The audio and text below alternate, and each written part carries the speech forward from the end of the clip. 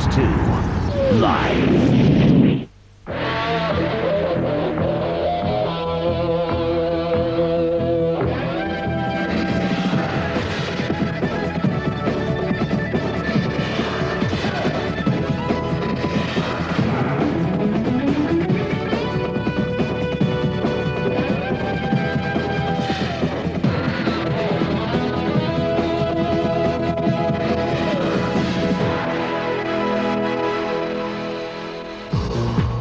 What a difference a season can make. This time last year, the invincible Eagles were on their way to an historic Grand Slam. Their first chance to lift a trophy this time round came in the B&H final in December, but they lost out to Nottingham. The Eagles can't seem to get on the winning streak in the league this year. Out of the title race and out of the Challenge Cup, they need to find their form in time for the playoffs. And tonight the Eagles try to take valuable Superleague points off the Bracknell Bees. Our live game for you on Sky Sports comes from the Centrum Arena in Ayr. And when you've won everything, what do you do next? The Grand Slam was always going to be difficult to follow, and Ayr have certainly found it troublesome to reproduce the sort of form which saw them taking all before them last season. Nick Rothwell is with me in the studio tonight. Now, Nick, you've been talking to Ayr's coach, Jim Lynch. What has he had to say about the problems that they've had this season? Well, you know, when I was talking to him, he talked about their up-and-coming playoff campaign, and one of their major concerns right now is they've only scored 87 goals.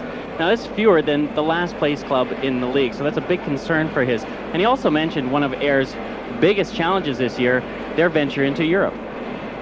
I think what changed us a little bit was getting into Europe when we knew that was going on in the summer, and I felt we'd basically stick with the same team. But we still made the Benson Hedges final, so we thought, here we go, if we can keep this going and get it to number 5, and then that's always been a big boost to us. And the timing of the B&H wasn't great for us coming back from Europe, and we looked, obviously, it's on tape, you know, we looked flat in the first period, and we were fortunate to get out of the first period with 1 or 2 goals, I think it was, and but it just didn't happen for us on the night, and that's always been a positive thing for us, the B&H, for the rest of the year, but it's kind of, I think, after finally losing a major, it stayed with us for a while, and you know, it's not totally the reason why we're in the place we're at, but you know, it contributed to it. Jim, everyone's kind of been analyzing what's gone wrong with Ayr this season, but what's been the major stumbling block? If you look at the statistics of our team, last year we were one of the top scoring teams in the league, we were the first or second, and this year we're second bottom in goal production, and we got the same 12 forwards we had last year.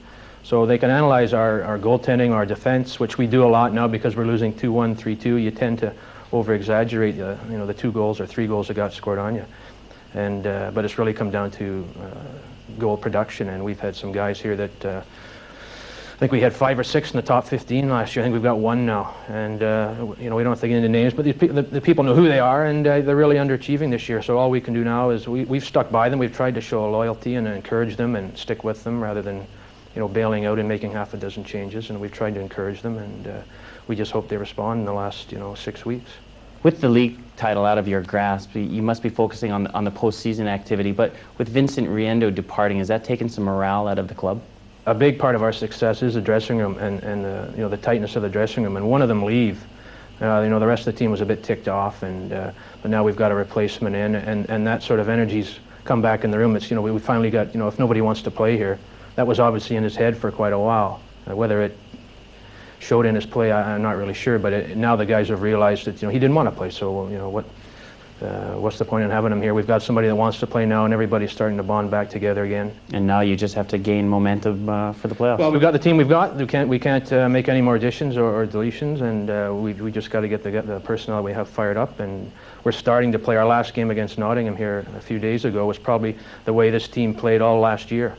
So we're hoping that's not a one-off performance, and we can build on it. And we've got obviously Bracknell and Sheffield coming up this week, teams that are right around us, and we want to make a separation because we feel 4th place is possibly 3rd, but we don't want to go any lower than 4th, and we'd like to set our targets on Nottingham. That's kind of our mini goal right now. So the target, Nick, is 4th place at least in the league. What chance do you give Ayr of making that target? Well, Dominik, I mean, the defending champions, you got to give them a good chance right now. You know, they're starting to get everything together. And that 4th place, we know it's really important because of the playoff situation. You'll have to explain to people, or just remind people, why that's important, that fourth spot. Well, the groups are going to go 1, 4, 6, and 8, 2, 3, 5, and 7. So in that second group, 2, 3, 5, and 7, you know, if you look at the current standings right now, you're going to be facing Cardiff or Nottingham, and you're going to have to eat an awful lot of lucky charms to try and get through on those two in the playoffs. Now, the last time Ayr played Bracknell, it was down in Bracknell, and they lost that one and went out of the Challenge Cup. What chance do you give Bracknell here tonight? Well, I like Bracknell. They're a good, gritty team. They're 5 and 9 on the road, but I'll tell you what, you come all the way up here, you don't want to leave it unless you got the points. Well, let's see what Bracknell can do. The game is just about to get underway. Let's go to the commentary box to Bob Korol and Steve James. These teams meet for the third time in 15 days in Superleague. Ayr knocked Bracknell out of the B&H Cup. The Bees ended the Eagles' Challenge Cup hopes, and the game gets underway. Murray Hanson, the referee, dropping the puck, and we're away here, with both sides having their first line starting this first shift of this game. Bracknell Bees have been getting closer and closer in recent games, but have never actually won in this rink. Well, you know, the guys at the start of the program, Steve mentioned it's a long ways for the Bracknell Bees to come up to Ayr, Scotland, and when they're up here, they might as well try and do a job. Previous games between these two clubs, very close in the standings, yeah. All right, both will be looking for it, because it's almost like a four-pointer for these guys. Dave Whistle and his team know they've got a 9-hour bus journey to take them back home again, so a victory would cheer that up, no doubt. This is Chris Brandt, losing out as Ayr come forward. It's Campese in the net for the Bracknell Bees this evening. This is putting some early pressure on, getting a shot away, and it's over the line, it's forced in, the red light is on. Wolf, I think, pushed the puck over. Campese just lost his skates and it's over the line. 1-0 Ayr. Well, this is a start that the Ayr Scottish Eagles wanted. Look at the turnover here as it happens. Ryan Kumu is not going to say no. The shot by Wolf, that's the last one, but it's determination. And that's little Sammy Grelot. He's always around that net. And I don't know if he's got the last tap on this one. Look at that little poke there. And he pushes Bruno Campese behind the goal line to give the Ayr Scottish Eagles a big lead. And the goal has been credited to Mark Wolf, with assists from Ryan Kumu and Sam Grelot. It's a great start for the Ayr Scottish Eagles. Well, you've got to wonder on that goal, Steve, perhaps the shot from Mark Wolf. If we have another look at it, maybe it went over the goal line as opposed to the poke by Sam Grelot. First penalty of the game coming up. A tripping call. Well, Big Scott Young there. Scotty Young going in front of the net, going on to the offense, which is something maybe he hasn't done a lot of this year. But you see him get in front of Bruno Campese. Let's have a look at it. There it is. Watch the whack there. There you go. The slashing call on Bruno Campese in a Bracknell nets. Good move there by Scotty Young to try and elude Todd Kelman.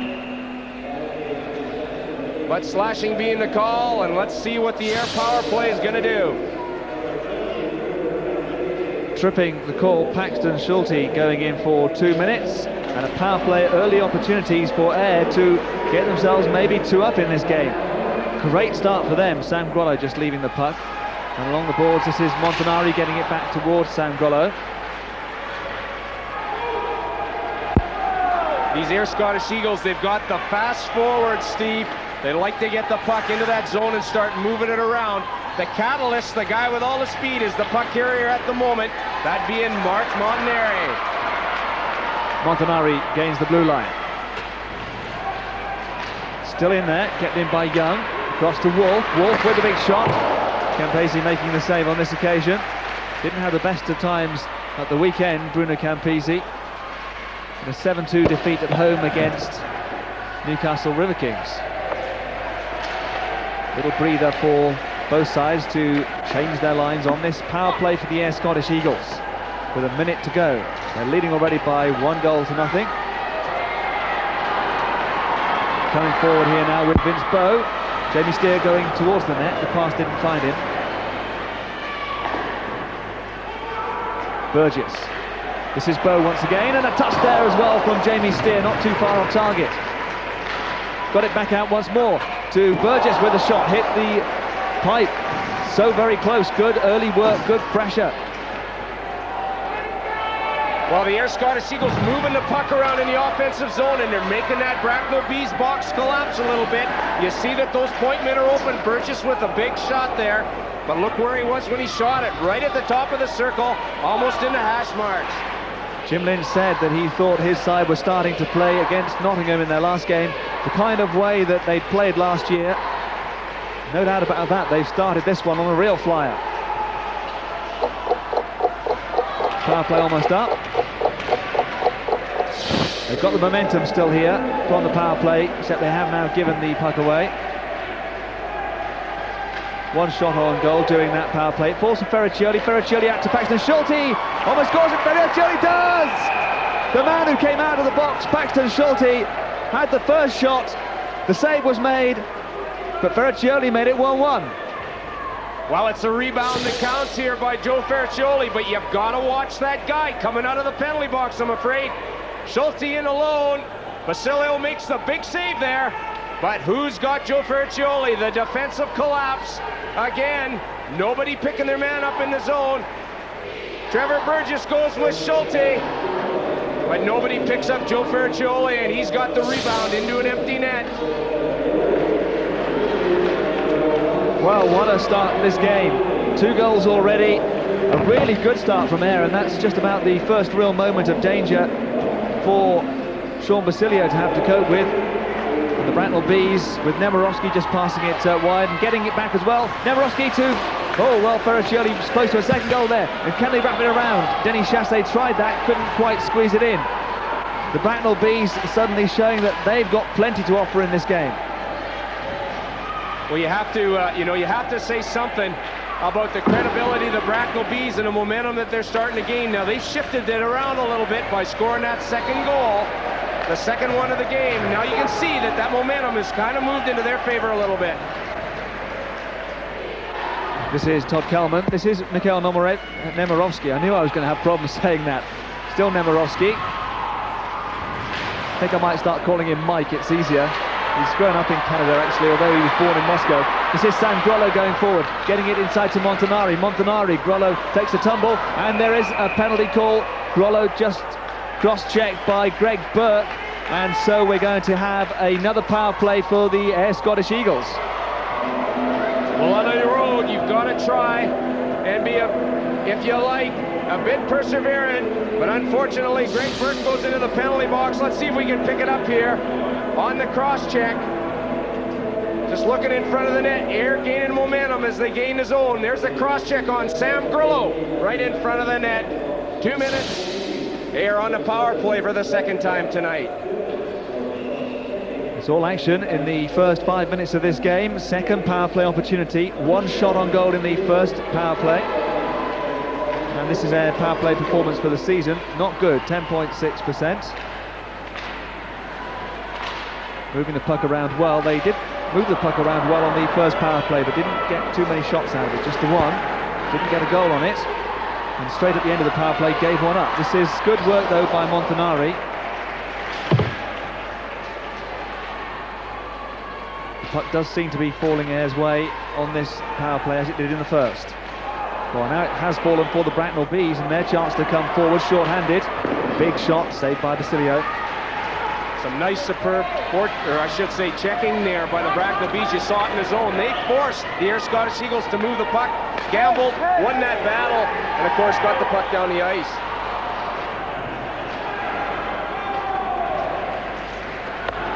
Back it goes. The Ayr Scottish Eagles, Grand Slam champions last year, had 1 or 2 problems keeping that sort of form going this year for various reasons. Lots of people have their theories. This is Wolf. Big shot, big effort. Comes back off the boards. Caripiet was in there trying to get the puck. The puck actually eventually goes out of the rink over the plexiglass. And so we're going to have a face-off. Well, those fans here in Ayr, Steve, there's a souvenir for one of them. Caripiet, the assistant captain of the Ayr Scottish Eagles, and according to my reports, this gentleman here, he's the fastest skater Ayr Scottish Eagles lineup. 3 face-offs to 1 for Ayr so far. Lose that one. Cote going in with Dennis Purdy. And it's Bracknell Bees that come away with it. Brandt passing it now to Rob Stewart, the defenceman, stepping up, and Brandt with a good shot. As he was skating forward, got a good shot away, but Ayr are on the power play. And they had committed themselves to going forward there, Bracknell. They're back now, they've got their box lined up to try and keep out this power play for the Ayr Scottish Eagles. Biet, helped on by Burgess. Bow with a shot, not the best of shots. Power play up. They scored as soon as the power play was up last time. This time Greg Burke getting forward. Doesn't have the same impact that Paxton Schulte did a few moments ago. I feel the Bracknell Bees on that power play did a good job on the penalty kill, showed a lot of confidence and followed that puck well. Forced the Ayr Scottish Eagles to play the puck, perhaps when they weren't ready all the time. Well, the first goal was quite an interesting goal, actually. It'd be nice to see that one again. Well, let's have a look at it from Bruno Campisi's point of view. There it is, it's over the line before Sam Grelot actually took a poke at it. And that goal belongs to Mark Wolf. Perfect view from the Sky Sports net cam, and just getting through between the skates of Bruno Campisi. Won't be happy about that one, presumably.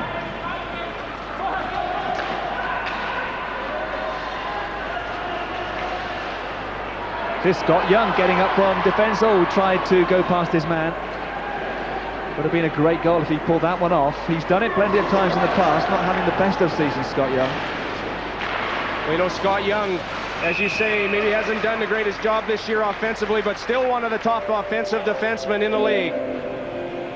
Indeed, he's the all-time top goal-scoring defenseman in the Super League. There's Sean Basilio in the Ayr net. Sean Basilio, who has come in with Vince Riendeau leaving recently. Sean Basilio, who had been sharing nets with Vince Riendeau before he departed for Russia. And Sean Basilio now has the opportunity to show what he can do. And at the other end, Bruno Campisi, new into this country just a few weeks ago from Austria. An Italian as well. He's played in the World Championships and the Olympics, Bruno Campisi. Has had some very good games since he came here, but as I was saying, didn't have the best of weekends last weekend. And won't be happy with his first minute or so in this game either, I don't think. The Ayr Scottish Eagles coming forward again. Bruno Campisi, we saw him on Sky Sports doing a great job against Sheffield when Bracknell Bees won in overtime. And Campisi making a good save again just a moment or two ago. This is Sam Grelot trying to get Ayr going forward again, but it's a turnover. This is Ferriccioli. Ferriccioli getting the shot away. Chassé will have to chase that one in. Helps it back to Greg Burke. Gets it back in low. Chris Brandt going down there under the challenge from Ryan Kumu.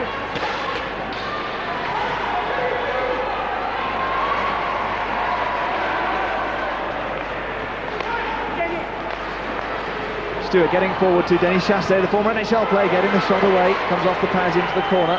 The pads of Sean Basilio. This is David St. Pierre. He would have been the backup netminder had they not recently managed to solve that particular problem. More of that in a moment as the Bracknell Bees come forward. This is Nemirovsky turning it back, and it's just held up there. It's right out in front of the net, and still Bracknell Bees getting possession and causing one or two problems for the Ayr Scottish Eagles defence. That should be an opportunity for Steer to bring it forward, and penalties being called.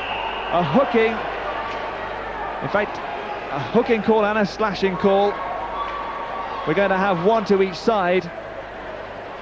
Paxton Schulte going in. There's a broken stick you can see there. And Dino Bauber going in after a little bit of 6 of one, half a dozen of another between the two players. Dino Bauber going for hooking and Paxton Schulte for slashing. There's the play there. Paxton Schulte with a big two-hander on Dino Bauber. Both of them going off on the play. Schulte certainly a heavyweight. In terms of credibility, Dino Bauber on the hooking call. This guy has got some good offensive skills, let me tell you. Paxton Schulte, the Bracknell Bees leader as far as penalty minutes are concerned. That takes him up now with 4 minutes for this evening to 126 for the season. He's recently had a 6-match ban as well. Penalty minutes so far in this game: Bracknell 6, Ayr 2. 2 power plays haven't produced a goal for the Ayr Scottish Eagles. They have scored 1 goal, and so too have the Bracknell Bees. It's 1-1. This is Todd Kelman, playing 4-on-4 at the moment. Plenty of space out there for Mikhail Nemirovsky. Bracknell Bees, though, didn't take full advantage there, and it's Ayr Scottish Eagles coming forward with Jeff Hode. Again, though, it falls for the Bracknell Bees, who after the first few minutes, when they might have been on the ropes in boxing parlance, certainly have come out punching and come out strong. Nemirovsky, it's our first chance to have a look at him. Came into the country on Tuesday. Greg Burke coming forward, still going. Greg Burke still has the puck, gets it out to Ward. Ward, has that gone over the left? Has hit the post and has gone in. The Bracknell Bees have come from behind, and they've scored a 4-on-4 goal. It's 2-1. Well, a dream start. Now turning in for the Bracknell Bees. Greg Burke here does all the hard work, but he goes wide. Now look at the trailer. Great anticipation here. Colin Ward coming in late, and wow, he makes that shot count. Good heads-up move. Look at here. Greg Burke, heads up. Nobody's got Colin Ward defensively for the Ayr Scottish Eagles. He's all alone in the slot area, and he makes no mistake by it. Maybe perhaps catches Basilio a little bit back in his net. Carapiet coming forward there, only to lose out to Greg Burke, who got an assist on that goal. Colin Ward's 9th goal of the season in the Super League. This is Greg Burke. Big shot comes off his stick, flies high over into the seating behind Sean Basilio's net. Colin Ward with the goal in his 2nd season with the Bracknell Bees, having previously played in Italy as well, and that's his 19th point now of the season. 9 goals, 10 assists. Well, you know, he's an honest sort of player. He's a good hard-working forward, good winger. As you can see, he's got good anticipation for driving to that net, Steve. The other thing, of course, is you know, he's got a good little quick shot on him, gets the release away. Basilio has no chance on the play. Shot coming in from Vince Bowe, saved by Campisi. Well, the shot coming in, oh, that's so close, and Brian Coomer couldn't take advantage. Can they now? Oh, it's everybody, all actions, all hands to the pump, I should say. It's action stations around Bruno Campisi's net. And I was panicking. I don't know about the Bees' defence, but it really was, for a moment, it looked as though Ayr must score. Well, you know, there's a very good example of the defenseman pinching in. Big Ryan Kumu, and what happens there? Nobody picks him up. He was right in front of the net, and nobody still saw him. BC ruined it, all then, to get the puck across the crease. Nobody was able to score. They're still coming forward. But now it's the Ayr Scottish Eagles. That really was a great opportunity for Ryan Kumu. Somebody maybe with quicker hands, one of the top scoring forwards, might have been able to turn that one in. This is Trevor Burgess now. Burgess getting across to Young. Scott Young had to stretch a little bit. Chassé just gives him a tug with the stick, goes down, but there's no penalty called. This still is Scott Young. Young running into Matt Cote. Cycled low once again. Montanari trying to bring it out. Gives it straight to Ferriccioli. Oh, some good neat little skills there. A high stick call, though. It was a great skill by Mark Wolf, but it's taken the puck down to the other end for high sticks. I suppose that's a perfect example of hand-eye coordination. We were talking about that before the game. The old baseball bat, of course, the puck going back into the zone. Mark Montanari picking the puck up, the whistle blowing by Maury Hansen, the official. Milan Pagala, the assistant coach of the Ayr Scottish Eagles, he has a tendency to concentrate on defensemen for their club. Vince Boa looking on aggressively. Maybe a question or two about the defensive work on a couple of the goals, there.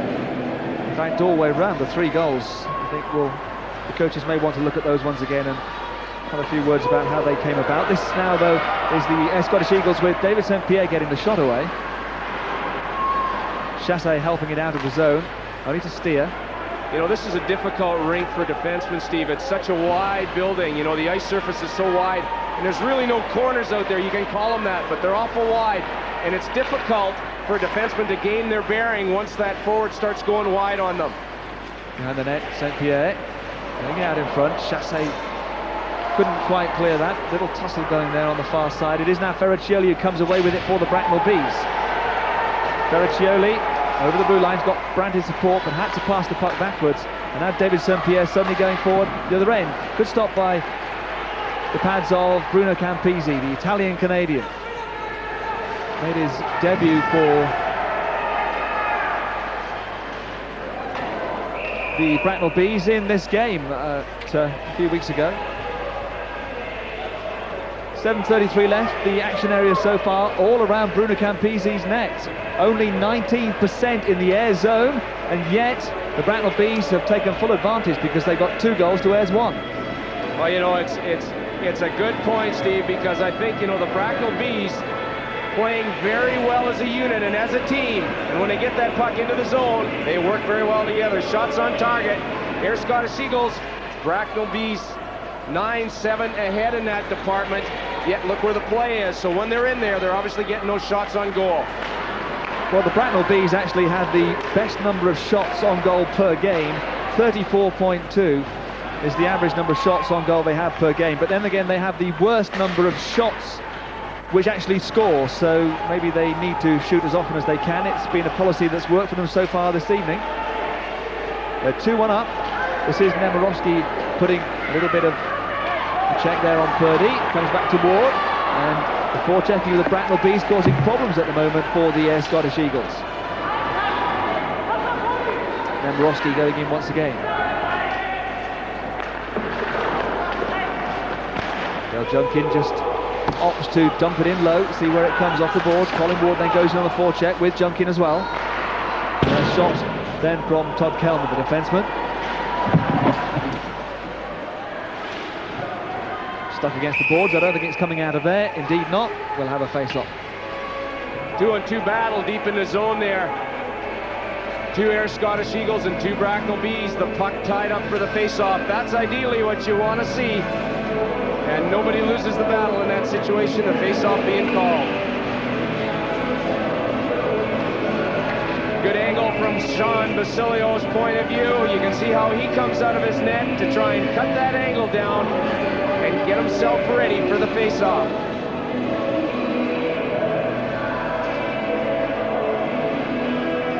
Sean Basilio, 90.4% save record. That's actually better than Vince Riendo's, who recently departed the club. He went off to Lada Togliatti, where he's repeatedly on big money to play a couple of months in the Russian league.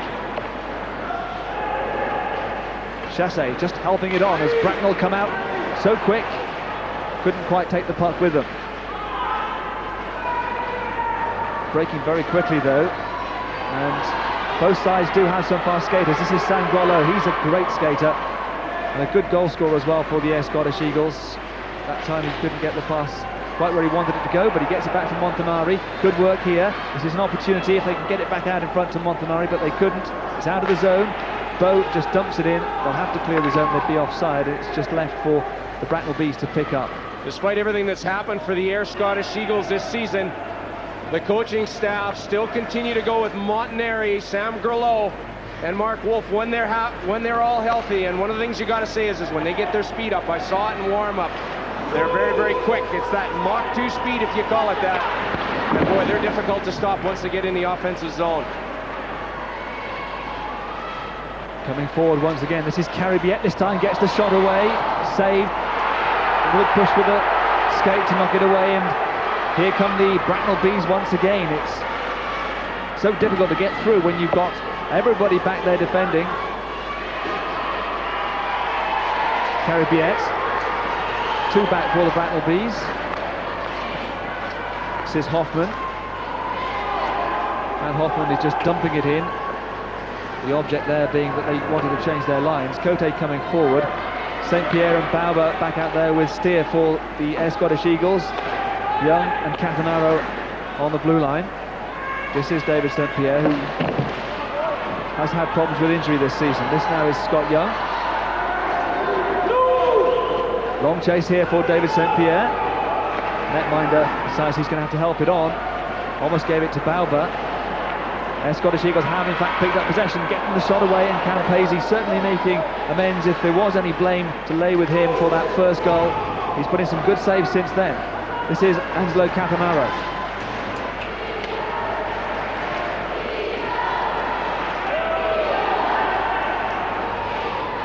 Already 16 minutes of this game gone, and we can go down and get our first word of the night from ringside with Nick Rothwell.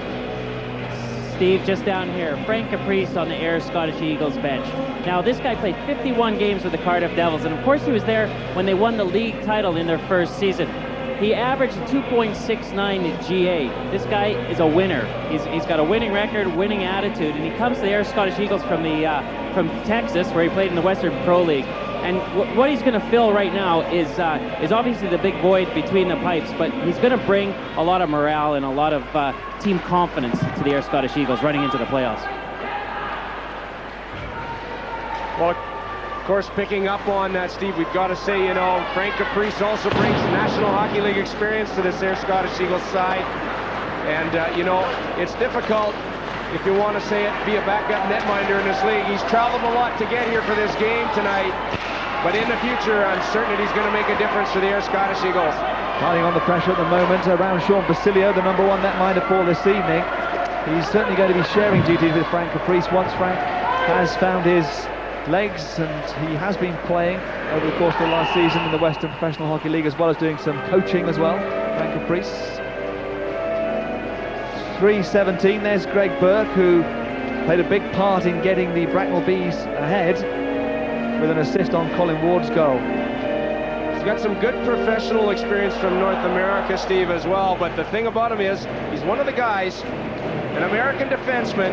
You can see his goals there, but he's come over on a hockey scholarship. He had a hockey scholarship where he played at Ohio State in the United States, and obviously gained some good experience from playing in that college level, top good hockey. Campese having to come out there under a little bit of pressure, coming out and winning his particular race there. And the Bracknell Bees will be very pleased, I would imagine, if things continue as they are. Chris Brandt with a big shot taken by Basilio. Brandt was going in there. This is Beraccioli. They're so quick on this forecheck. Cote, he got his shot. It was off target. This is Brandt still going. The Scottish Eagles should get this one away. Now it's their turn for the transition. Kumu leading it for the shot to come from Hoffman. Scooped out of the zone. Bracknell Bees so dangerous. We see it so very often too. They're all looking for that trailer. We saw Ayr do it with Hoffman. Chris Brandt as well. You hit that trailer, he's the guy that sees the whole ice coming into the zone. He's got the whole net to pick from, and he's the danger man. 30 off target, with Ayr trying the long pass to catch out the Bracknell Bees on the line change. Didn't quite work. And Bracknell Bees certainly doing their bit to make sure that by the end of this period, the amount of time spent in the Ayr zone will have gone up a little from the statistic that we saw on the screens a few minutes ago. McCosh with a good check in the corner. Is that out of the zone? It is. This is David St. Pierre. Victory for both sides important as they chase that fourth spot. Plenty to play for in this game. David St. Pierre still going. Good skating skills. Gets it inside to Dino Bauber. Bauber with Jeff Johnston in the corner. And the Bees just clearing, and now it's their chance to come forward with big Paxton Schulte. Schulte already spent 4 minutes in the penalty box in this game. Gets it across to Kelman. Kelman maybe could have tried a little harder with the pass across. Almost found Nemirovsky the second time though, the pass there for the Bracknell Bees. All of a sudden it's 3-on-2 for the Ayr Scottish Eagles, coming forward with Vince Bow. St. Pierre's going for the net. St. Pierre couldn't get the shot away. The Bracknell Bees tidying up. Well, you know, when you think offense, obviously defense suffers to a certain extent. That man back to illuminate the 3-on-2 by the Ayr Scottish Eagles wasn't there for the Bracknell Bees. Good scoring chance for Ayr. Been aggressive in this game, the Bracknell Bees, after going behind very early in the period by 1-0. They've had to kill off 2 penalties as well. And a grab on the puck there. 33 seconds left.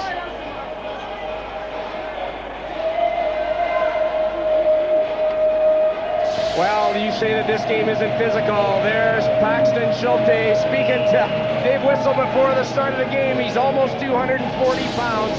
If you think that doesn't hurt when it's coming at you, that's like a freight train.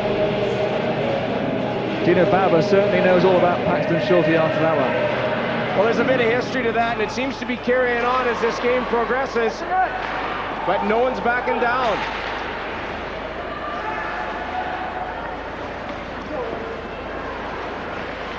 Ward. Bracknell moving the puck as well. Very, very well from time to time. Certainly expect that from Ayr, and they have moved the puck well, and they've skated well, Ayr, but they're trailing by 2 goals to 1, and the period just about to end. And after the first few minutes, who would have guessed that the scoreline would be as it is now? 2-1 at the end of the period. Sean Basilio beaten twice in that first period. Bruno Campesi beaten just the once very early in the game.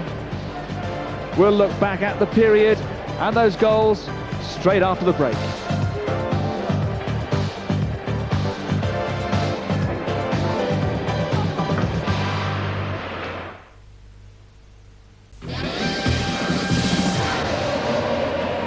Live football coming up for you, of course, on Sky Sports this weekend, starting on Friday night with Bristol City against Queen's Park Rangers. Then on Sunday from 3 o'clock, it's Derby against Everton from the Premiership.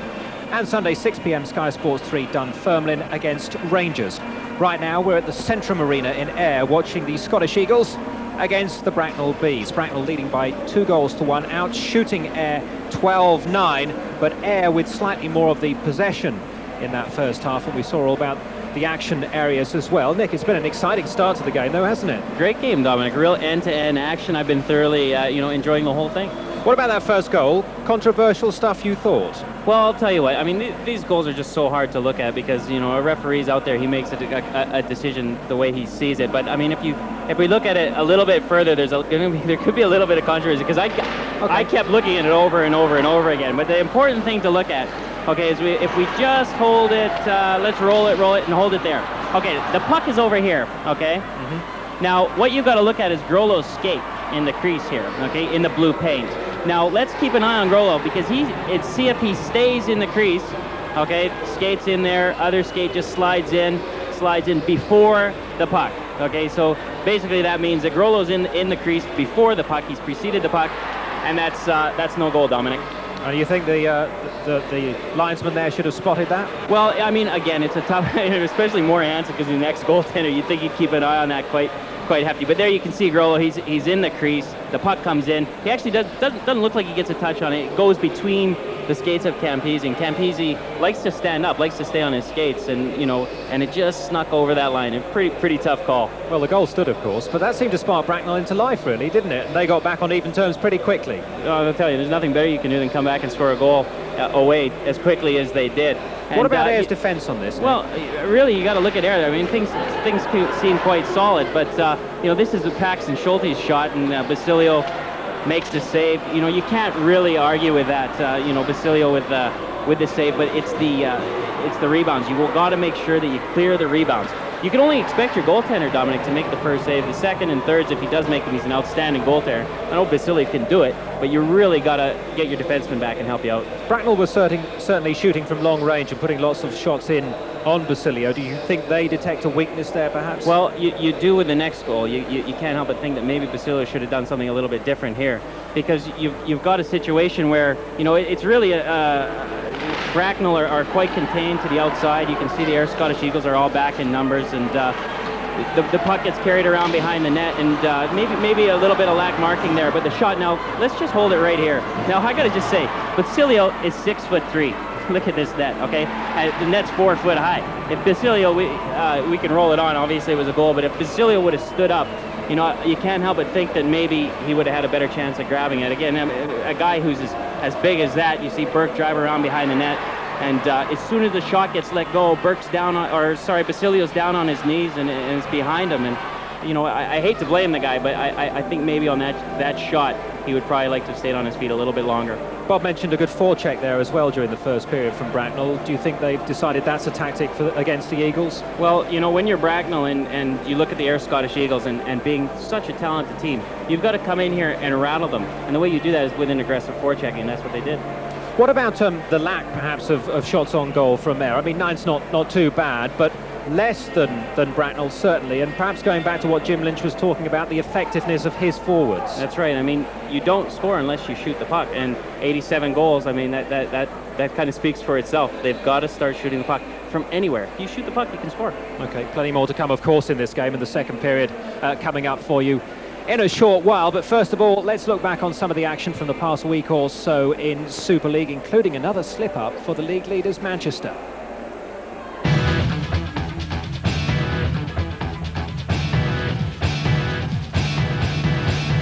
If it was quality goals you wanted, Cardiff was the place to be on Saturday. First, Lindman powered up the middle and dished off to McEwen, who set up Priest. 1-0 to Cardiff after 14 minutes. Then how about this one for Route 1? Martin Lindman with a laser-guided pass up the center, and Peter Ackroth found himself 1-0 to make it 2-zip. The Steelers pulled one back midway through the second. Priestley picked out Tony Hand, who made no mistake with the one-timer from the slot. That gave the Steelers and their fans some hope. But it was the Devils fans who went home happy. Thornton broke down the left wing, and with a clever assist, set up Sacratini for the third of the night. 3-1 to the Devils. Sunday night, Nottingham failed to fight like Panthers. Mark Wolf was allowed some room down the middle to blast home Ayr's opener inside the first 4 minutes. Frame 2 saw the Eagles hit 4 more. This awesome move by Purdy put him in on Mike Zanier, and Purdy made no mistake.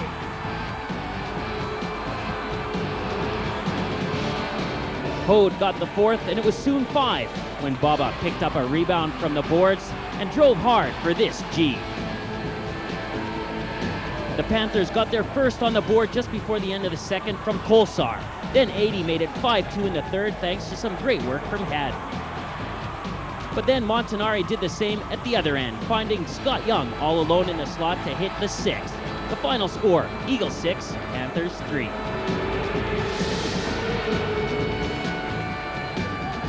Cardiff went to London with 5 wins in a row chalked up against their name.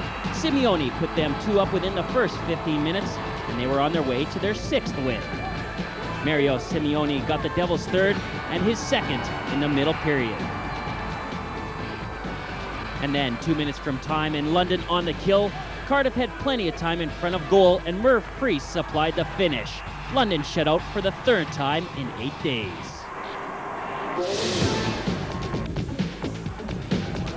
Manchester still keep the gap at the top of the table thanks to their 5th victory over Newcastle this season.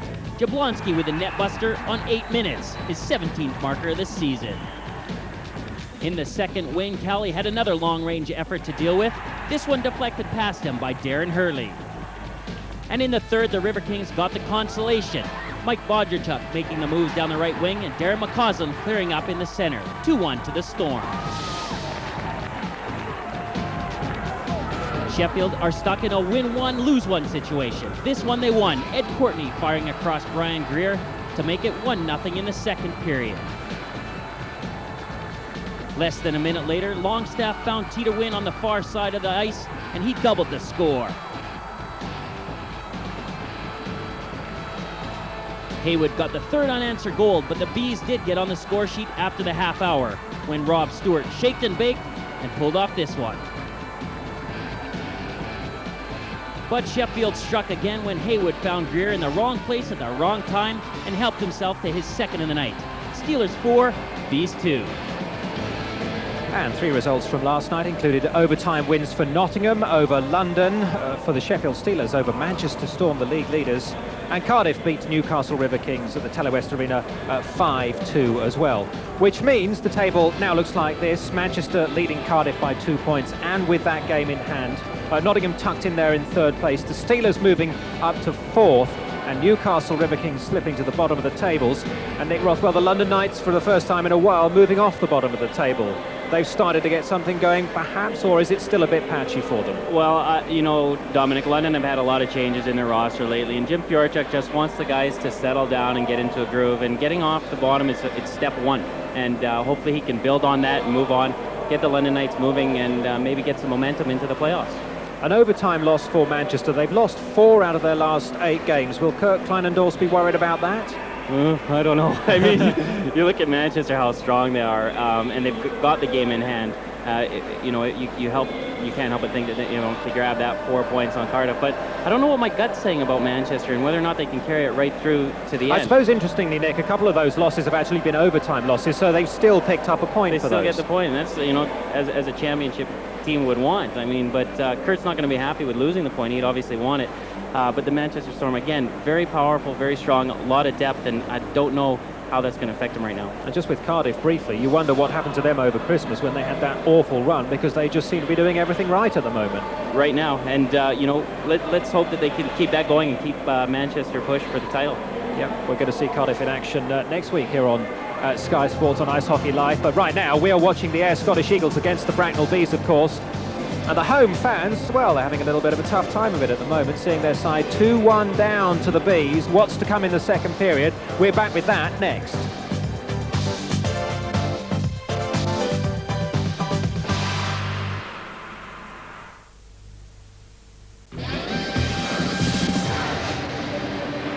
A big night of World Championship Boxing coming up on Sky Box Office 3 on Saturday, February the 13th. Part 1 is live from Newcastle. 4 world title fights, including these 2 for the super middleweight crown. The unbeaten WBO champion Joe Calzaghe defends against former title holder Robin Reed. Richie Woodall defends the WC version against Italian Vincenzo Nardiello. Then it's on to Las Vegas for Oscar De La Hoya against Ike Quartey and Eric Morales against Angel Chancon. For more information on this special Sky Box Office event, 6 world title fights in one big night of boxing. That's the number to call, 0990-800-888. That's 0990-800-888. But now we're up in Scotland at the Ayr Centrum Arena, where the Ayr Scottish Eagles are trailing 2-1 to the Bracknell Bees. Let's head off for the second period and join our commentary team of Bob Korol and Steve James. Thanks, Nick. The Bees have never won here in the Centrum Arena in Super League. They won the first period by 2-1. And it was a reasonably good performance, especially considering they fell behind early in the game, Bob. Well, they fell behind early, but they sure picked it up, Steve, you know, and they gained momentum as that period went on. We saw some interesting statistics in terms of possession and where play was taking place, but you saw that momentum change, didn't you, as the period went on. Del Junkin of the Bracknell Bees sent Murray Hansen just to have a look at the water outside the crease of the net that's going to be defended. There you can just see, just outside the crease there, in front of Bruno Campisi, there is a little bit of water, but Murray Hansen's quite happy with that, and we're going to start the period. Well, the Icemen had the squeegees out just before the teams went back on the ice for this second period. Did the best they possibly could, but as you say, you know, you can get a bit of a funny bounce if that ice is wet in specific areas. Scott Young. Such a great sight when he's going forward. His hair flowing behind him. He's a great player. Right now, Sam Grollo going forward and got the shot away quick as well. That was a good save by Campisi. It was a lightning shot. Quite an intimidating figure. Scott Young, of course, whether he's going forward or back doing some defensive duties as he is now. In that corner, holding up his man, allowing Montanari just to turn and try and get it away. But they haven't done so. This is Junkin. Del Junkin will get another chance to get the shot away. Scott Young, though, that brings it forward. Young having a tussle there with Junkin. Sticks high in the air. Play continues. Chase on now here. And at the other end, Sam Grollo going forward. Held up by Shane McCosh. The puck will be picked up, though, for the Ayr Scottish Eagles. And back out to Wolf. Wolf trying to get the shot away. And a second one taken in the glove. Good work by Campisi at the start of this period. Well, although the Ayr Scottish Eagles got the shot away, some good defensive coverage there, though, by the Bracknell Bees. Everybody picked their man up. We'll get another opportunity to have a look at Sam Grollo's scoring opportunity here on a one-timer. And Bruno Campisi having to come across to make a big pad save on that one. There's the quickness of these netminders. Look at that. Just gets that pad there. Otherwise, that puck's in the net. Kumu. Still Ryan Kumu, got the puck across there, and still got a chance here, and Steer, was he slightly tripped there as well? They're still going forward. Can they force it in somehow? The net is off this morning. The referee had already blown the whistle. It's bound to cause a little bit of friction when you get action like that around the net, and somehow the puck didn't go over the line. It remains there 1, Bracknell 2. Well, Jamie Steer probably had the best opportunity of all of them. I don't think that he realized that at that particular stage. But the puck wide, the puck going to him, the net wide open. Campese hanging on, but you can see Steer still looking for action. Frustration starting to set in there. Again, good defensive effort. Everybody picking their men up. Bracknell Bees making sure that they're protecting their netminder. Dino Borba is quite a handful when he gets in front of that net. Big player, the Lithuanian. He's another one of the players who's in his second season with the Ayr Scottish Eagles. Most of this side, still the side that won the 4 trophies last year. I think this summer there'll be a few more changes than there were a year ago, 9 months ago. Having to go back and do some defensive work. Long pass easily picked up by Stewart.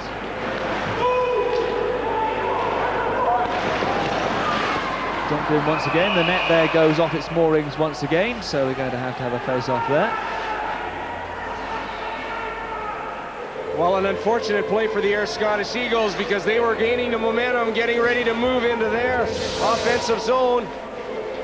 But some good forecheck happening here. Ryan Kumu going in. 2 Bracknell Bees around him. There you see him, one of them being Big Chris Brandt. And of course, the play nullified.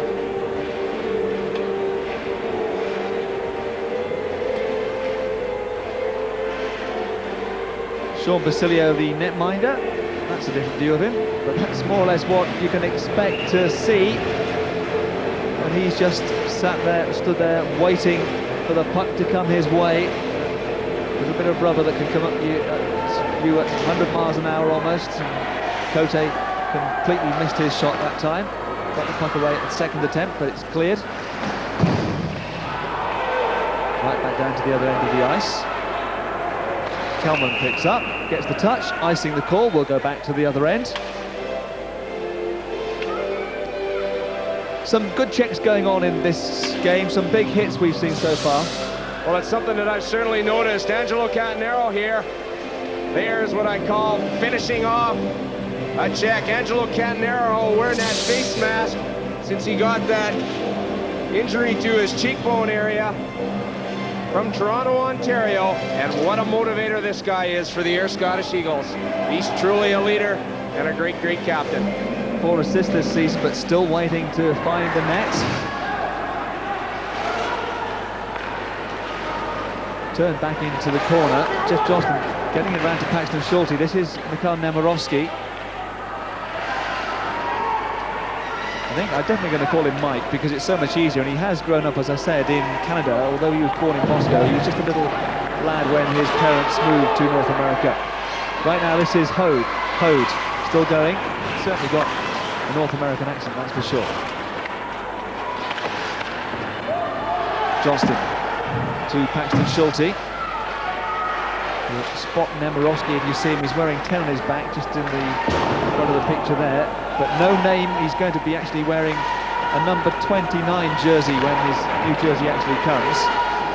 Well, he has a traditional European influence to his play. He's a very good puck carrier from what he sees.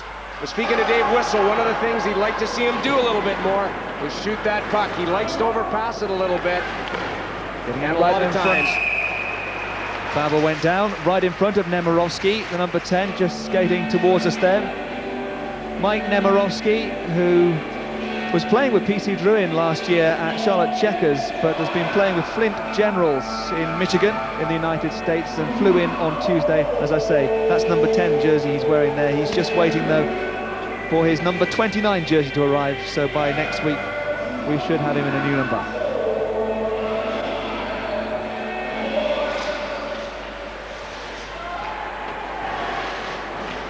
Bracknell Bees ahead in this game.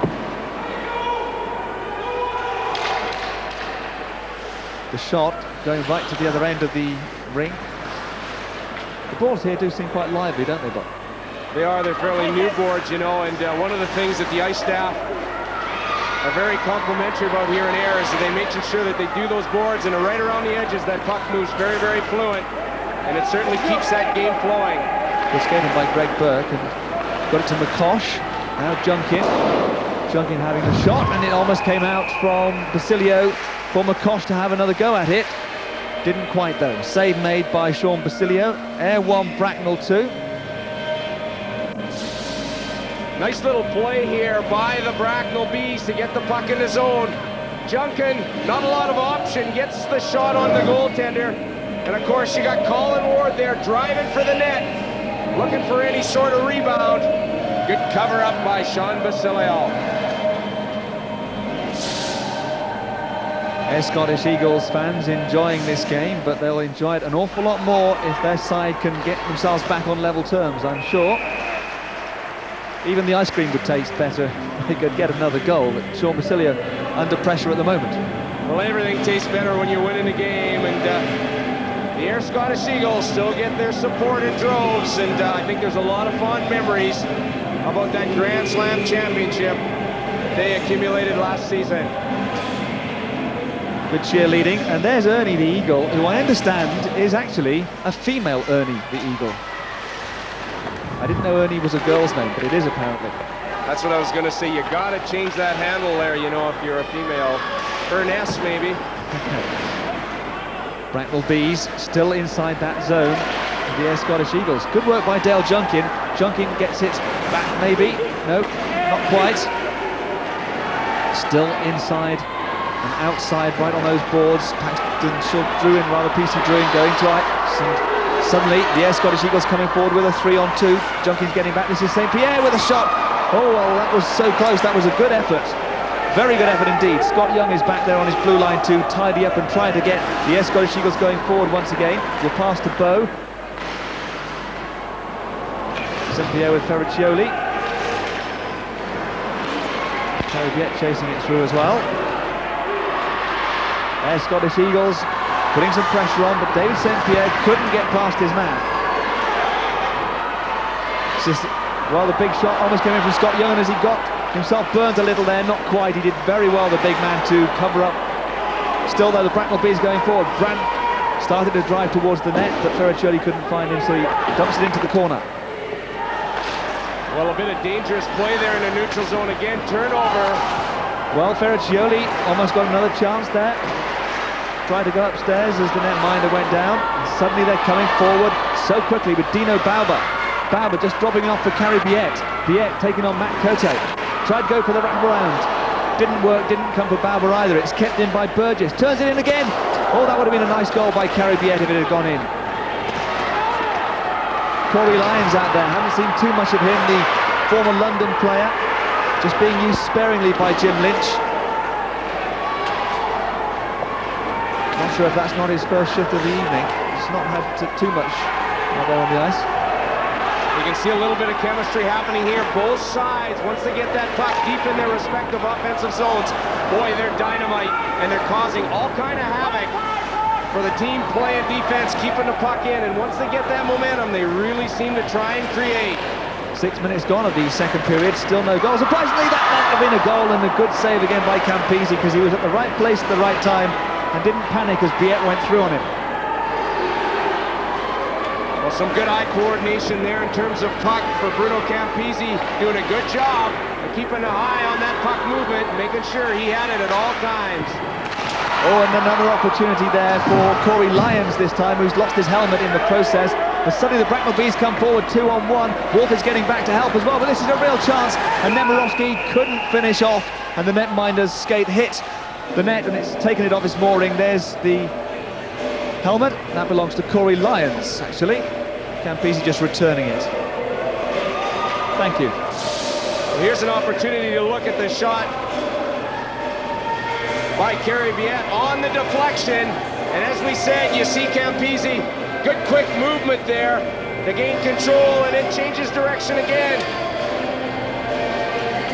Nemirovsky getting an opportunity at the other end, going to the the backhand, but of course he was on the short side there. Now look at Basilio move. He does the two-pad save there, covers the short side. Not a lot of room for the puck to move. Angelo Campanaro trying to get the long pass away to Hoffman on the other wing. This is Nemborovski. Puck control letting down just a few moments ago, but he clearly has oodles of it. This time takes a deflection off his stick, goes high into that corner.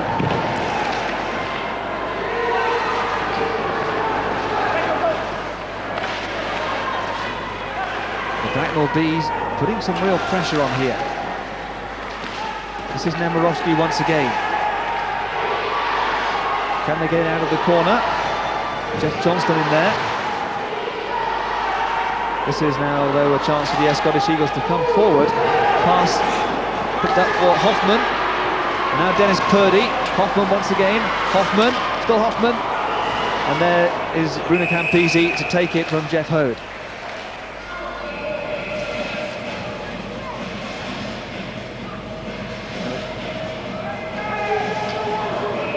Opportunity to look at Ayr's last chance here. Big Matt Hoffman getting a shot on goal again. Good concentration by Bruno Campisi in the nets as he follows that puck and gets the glove on it to create the face-off. So often, Steve, you see a lot of controversy in front of that net. Jeff Hode in that particular situation. Bracknell Bees 2-1 up in this game. PC Druin just leading it. The shot might come in here from Ward. It does come in eventually. Plenty of bodies around there in front of the crease. And in the end, it's just covered up by the netminder, the safe option. 12:20 left on the second period. No goals so far since the break. Well, we had a 3-on-3 on that situation. Sean Basilio, 7 of 11 starts this season in the Superleague in the last 25 days, and he's going to see a lot more action now that Vincent Riendo is away. There's the little cross ice play there by the Bracknell Bees, and what happens defensively there is players unfortunately lose their assignments, and that's what causes that good shot on the goal. Some good work by Ward this time. Ward still has it, gets it to Druin. PC Druin inside that circle, gives it back now to Greg Burke, looking for some space. Greg Burke.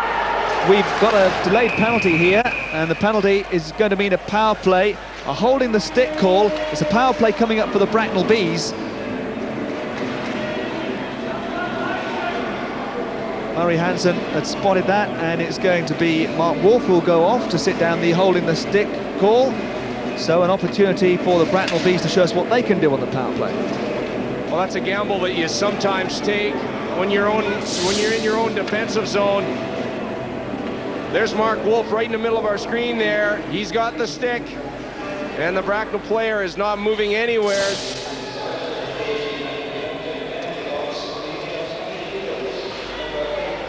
Well, the Bracknell Bees have scored just one power play goal this season against the Ayr Scottish Eagles on 26 attempts, a record of 3.8%. But they're doing okay here. They're getting into the right sort of areas. Oh, they have now, though, given it away. This is Jamie Steer. Bracknell coming forward Ayr Scottish Eagles coming forward out of trouble there very quickly indeed. David St. Pierre wasn't able to score, and suddenly they're back on their heels. The Ayr Scottish Eagles defending this power play. This is a chance for Jeff Johnston. Good save by Basilio, went down, it's still there though. Stuck out in front, and Basilio dives and covers up. Well, a great save there by Sean Basilio. Beautiful 2-on-1 by the Bees. And that's Jeff Johnston trying to finish off, but you can see he runs out of room. Now, from a goaltending point of view, Basilio's smart, isn't he? Because he's on the ice, he knows the shooter's in close. He's got a very difficult time to score a goal unless it goes underneath him or goes way upstairs. Not too easy to go upstairs when you're in close. In this game so far, the face-offs have been going just marginally Ayer's way. Very close though, just 1 in it at the moment. Ayr with 2 power plays in the first period were unable to score on either of those. This is Bracknell's first power play of the game. They've had almost a minute of it, and they still haven't been able to get a power play goal for the evening.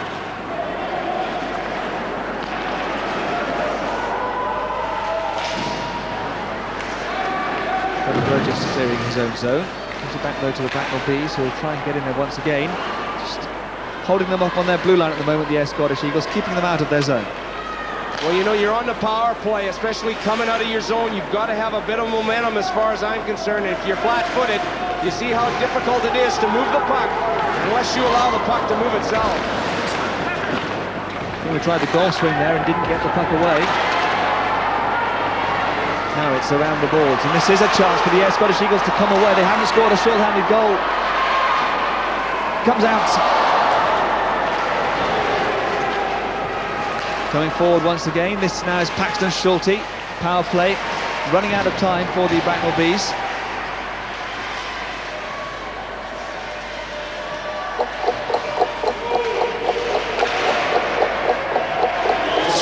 Time's up on that power play. We've reached the midway point of the game. It's still 2-1 to the Bracknell Bees. Bracknell, who took opportunities in the first period after going a goal behind, one of them straight off the back of a power play by the Scottish Eagles. Now this is a chance. Look, they've got plenty of men coming forward. This is Lascala, Frank Lascala, former Newcastle player, the best of shots. Cote turning it back in, just exercising, clearing the zone really. Well, Frankie Lascala getting a little bit of ice time, Stephen. It's good to see that he's back on that ice. Dave Whistle being able to take advantage of a little bit longer bench. Frank Lascala broke his leg way back at the start of the season, in his second game of the season, in fact, and has only recently returned. Actually sat on the bench a few times before he was fully fit because of the injury problems that Bracknell Bees had, but he's out there and getting shifts now. This is Wolf. Leaving it for Scott Young. Young to Montanari, has Grollo on the other side, and Young as well. This is Sam Grollo. Grollo's shot off target. And Bracknell will come away with it. You can see how effective the Ayr Scottish Eagles are when Scott Young is moving that puck. Let's go down ringside and join Nick Rothwell. Well, guys, whatever happens here with the Ayr Scottish Eagles, Milan Fagala, the assistant coach of the Eagles, is going to be a happy man. His wife, Linda, who's been in labor for quite a while, is actually just about to give birth. He just split, just ran off the bench, got a phone call. He's on his way down to the hospital, so there's going to be a new addition to the Fagala family soon. And you know what, guys, because I'm a betting man, I'm going to take a bet on this, that Bob, I bet you £1, it's a boy.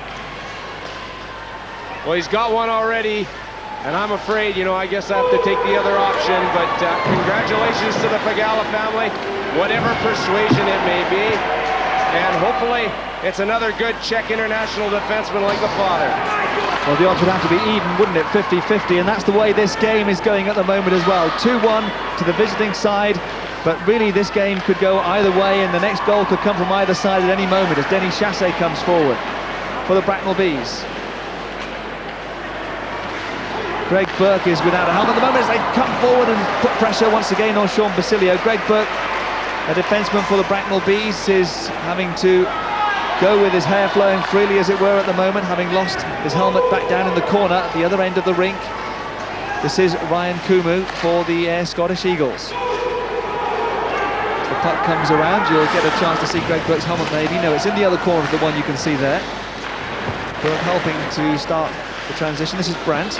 Brandt couldn't get it past his defenseman. This is Trevor Burgess out to Scott Young. Young coming forward. Now this is Wolf. Wolf down by that helmet belonging to Greg Burke. Across, some opportunities there, not coming and bringing any goals, but we have had 3 in this game so far, and they started pretty early in the game. Was it a goal or wasn't it a goal? Well, it was allowed. Mark Wolf putting Ayr 1-0 up. But Paxton Schulte coming onto the ice and setting up Vericcioli for the first, and then Greg Burke with an assist. And the goal scored by Colin Ward. Not even 10 minutes gone. 2-1 up the Bracknell Bees, and that's how it stays at the moment.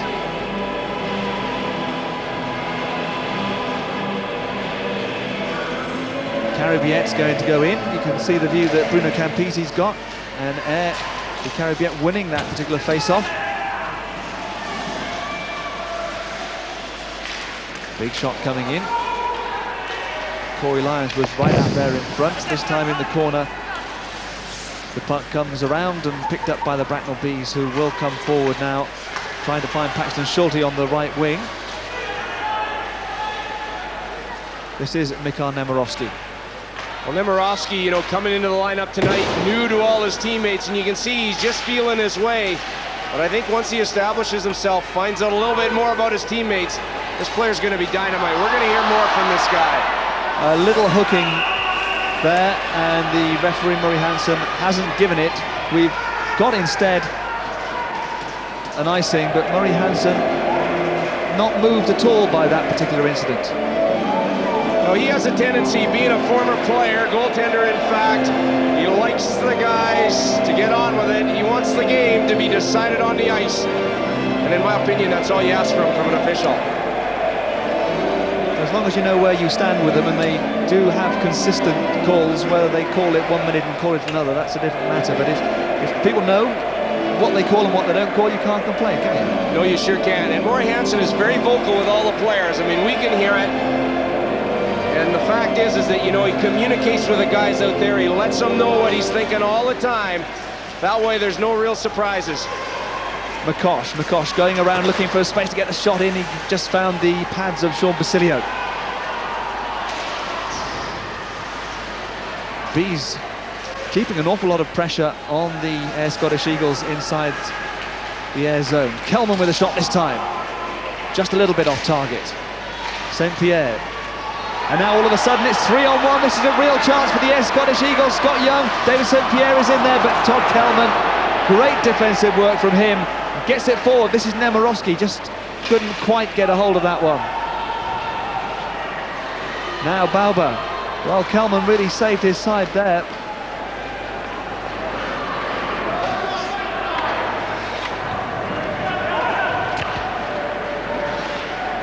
Right down the ice, a chase here on for whether or not it's going to be icing, and the Ayr Scottish Eagles got there first, and so that means we are going to go down to the other end. Well, what a super job Todd Kelman did on that 3-on-1 by the Ayr Scottish Eagles. Superb defensive work, playing us in his 104th consecutive game for the Bracknell Bees since signing with that club in 1997. We'll have another look at that 3-on-1 now. Not very often will you see Scott Young manipulate a play like this. I could see he wanted to make that pass. Unfortunately, it didn't go his way. He ran out of time a little bit. He'll be kicking himself. Less than 6 minutes to go in this second period. No goals so far. Chances, opportunities. It's been end-to-end stuff, open, fast hockey, but no goals. Not since the 10th minute or just before. Saved there by Sean Basilio, who actually had played just 8 of the 26 games before Vince Riendeau left, although he had played 4 out of the last 8 before Vince Riendeau decided a week ago that he was going to leave the club. Sean Basilio now will have an opportunity to compete with Frank Caprice, who will get some ice time, but he's only just fresh into the country, so it's not surprising that Basilio is starting tonight. Well, moving into the playoffs, you know, any team capable of what they want to have know that they need those 2 hot goaltenders. Wolf just touches it now for Grollo to come forward. This is Sam Grollo, just having to check. He's got no support. Now he finds Montanari. Montanari, can he... Well, got past the defenseman, got the puck back into the slot, but there was nobody there, and all of a sudden it's PC Drouin going forward. Drouin just being held up there by Trevor Burgess, and also by Scott Young. Ayr with possession, and coming forward now. This is an offside play, so Sam Grollo not able to score on there. Jim Lynch is going to have to wonder what he's going to do to try and get his side to score more goals, because that's their problem. They're going forward, but they're not turning any sort of pressure and opportunity they have into goals. No, I know, you know, he mentions that, and you know, I suppose that when you're looking from the onslaught, you know, there's a lot of criticism that you can make, but nonetheless, you know, at the end of the day, the result occurs on the ice, doesn't it, Steve? You know, there's no excuses to be made. One of the guys that really doesn't come up with any excuses is Angelo Cananero. He'll openly admit that his team is either playing well or not too well, and he knows that it's been a bit of a struggle so far this season. Got a real fire in this game, the Ayr Scottish Eagles, with that early goal. an early power play. They looked good at that point. They're certainly putting together some good play from time to time, but not getting the goals. And Campisi looks like a hot netminder for the evening as well, which isn't going to help. 4:36 left. Remember Bruno Campisi at the start it was a game against Sheffield that we had Bracknell Bees involved on Sky Sports, and his pads were measured on that occasion. They don't look as big now, they're dirty. They were brand new and white at the time, but they just don't look as big now. They're getting a bit older and dirty and better used. Well, that's an illusion, I suppose, that's created by the color white, but a lot of these netminders, their pads are custom made. They're made to certain length and I suppose certain width, as long as they're within the guidelines of the rules. Well, they were, because Don McKee, the Sheffield coach, called them to try and get an advantage, thought they might be too big, and Sheffield, of course, ended up serving the penalty because they were fine, they were legal. Ayr Scottish Eagles, can they find a way past those slightly not so white pads of Bruno Campisi? At the moment they can't get the shot away. They're in that corner, looking to try and get it around towards Dennis Purdy, held up by Greg Burke. This is Chris Brandt, with Ferraccioli there alongside him as well. Coming forward well here, Greg Burke stepping up from defence. PC Drouin's out there. It's Bracknell Bees looking very effective when they do go forward. No call there. Brandt stopping Hoffman going through. Ferraccioli having to take on two men, just getting the puck forward. It's taken by Sean Basilio. Just over 3 minutes to go in the period. Fast skating stuff. Babel with a shot, saved by the netminder Nemirovsky. Had Steer right behind him. Johnston making sure the puck gets out over that blue line. Just ending the momentum, therefore, of the Ayr Scottish Eagles on that occasion. They still have the puck, though, and they're looking for another rush. Bauber. St. Pierre on his left, and that's who he finds. Gets it back out in front to Bauber. Kalman just holds him up against the boards, and it's Nemirovsky who picks up the loose puck. You know, the Bracknell Bees doing a good job there, Steve. I gotta say, you know, they almost wait for those Ayr Scottish Eagles to make that initial pass. Then they clamp right down and do their defensive jobs, which is really starting to show well, especially when that puck's deep in the zone. That's when you need to have it. Frank Muscala trying just to poke the puck past Cantanaro and chase it now into the corner.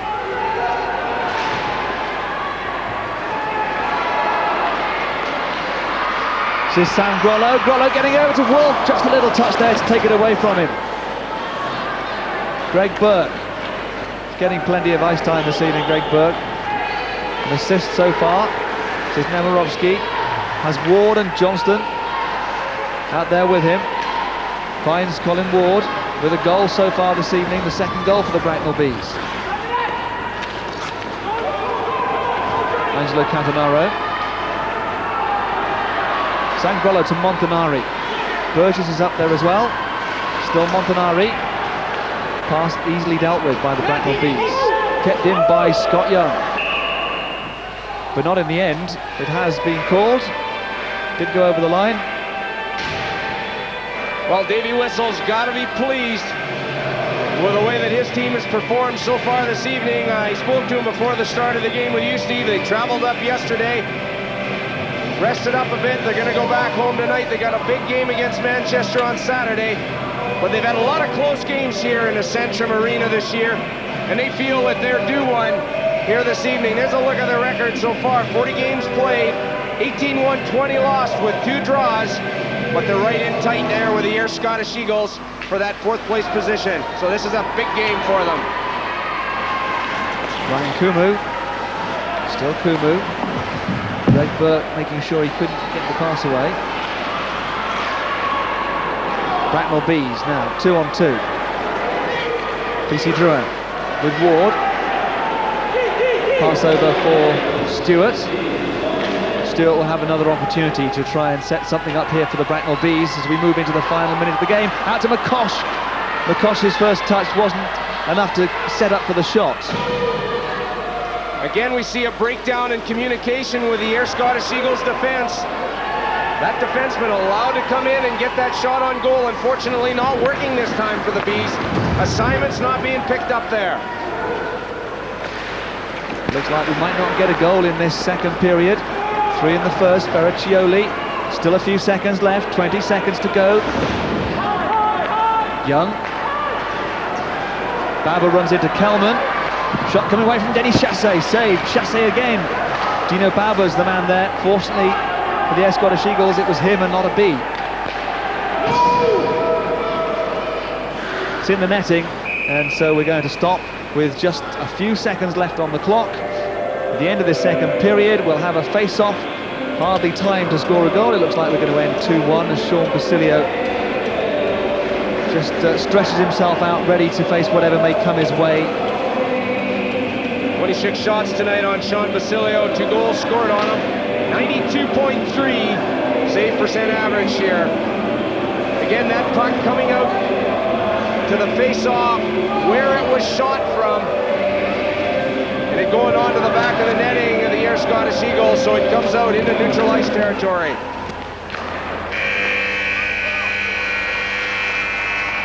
That's the end of the period, as it was at the end of the first period, and Dave Whistle will be fairly pleased with the way things are going. Just one more period and he can have his first victory ever here, and we'll look back at the period after the break.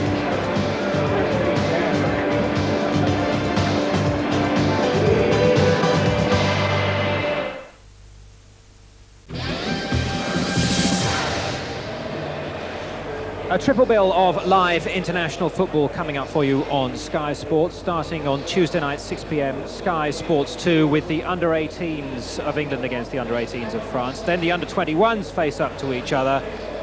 And then on Wednesday, we have the full international between England and the world champions. That's Sky Sports 2 from 7 p.m. Here at the Centrum Arena, it's still 2-1 to the Bracknell Bees over the Ayr Scottish Eagles, so no goals in that second period, but plenty of effort going on out there. Bracknell's still shading it on shots on goal, and look at that, 50-50 in terms of possession. Nick, no goals in that second period, but as I say, plenty of effort. Do you think we've got to credit the netminders for that, or are we seeing a lack of quality shooting going on? Well, right now, Bracknell in that period outshot Ayr 14-8. So again, we're talking about Ayr trying to get some shots on goal. But in terms of quality of goaltending and shooting and stuff like that, that's something that Ayr Scottish Eagles want to get more shots on net. And we mentioned about the mistakes in the first period, but again, it's helped the net, Dominik. They just got to send the puck there.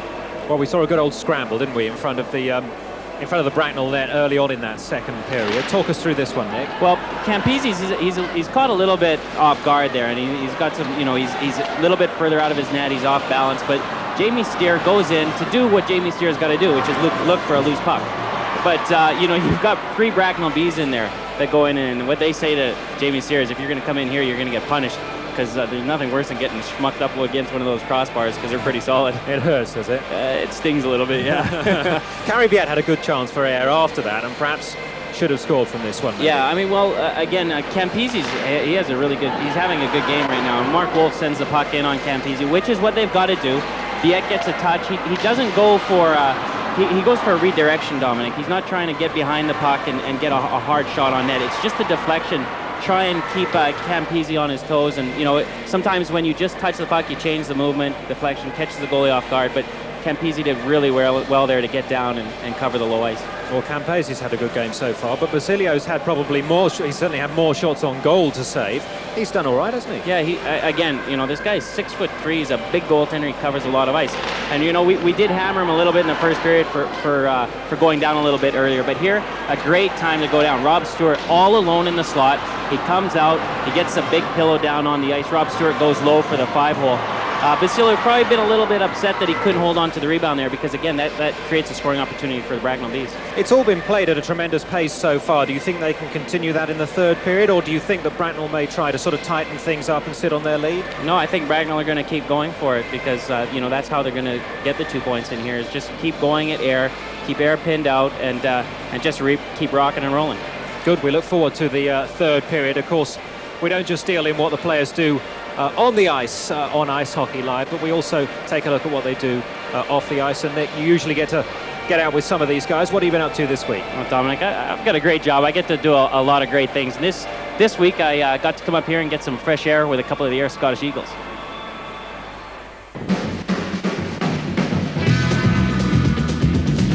Well, we all know hockey has plenty of hits, crashes, and the odd disagreement or two. It's a physical game.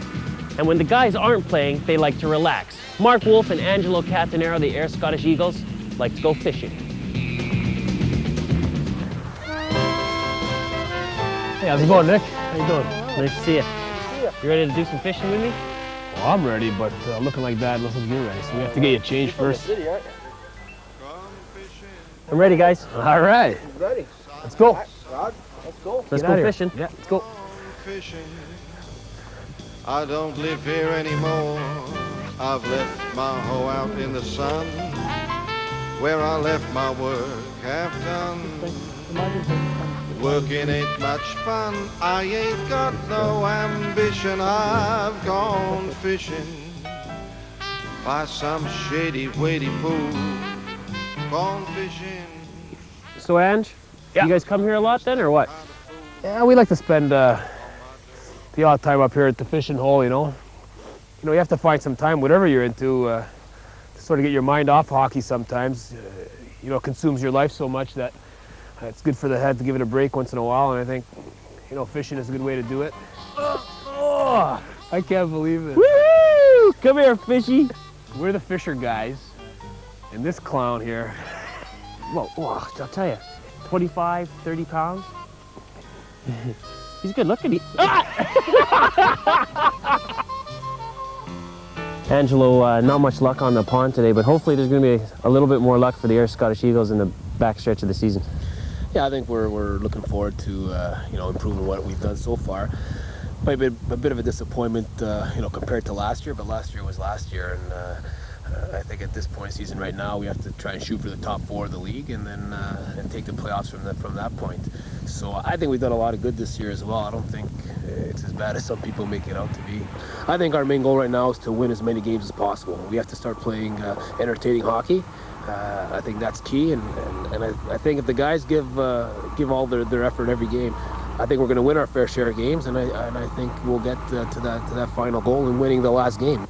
I think after the start of the year, and when we went through the European and did so well, and we lost out in the last game, and then losing to Nottingham as well, that's a big disappointment for us. But we're going to strive forward every day, and try and get a piece of silverware this year. Good things happen to those who work hard, so that's what we're going to do here. We're just going to keep going, plug away every day. They say that hockey is about 20% skill and 80% effort and luck. I don't know. What do you think, Kev? Well, I'm kind of glad about that, because I'm only 20% skill, so 80% hard work. Yeah, I believe in hard work a lot. I think not just in hockey, but in everything in life. I think if you work hard, then eventually things are going to start going your way. So I think that's the approach you have to take with everything in life, whether it's being a mailman or a hockey player. So I think that's quite true.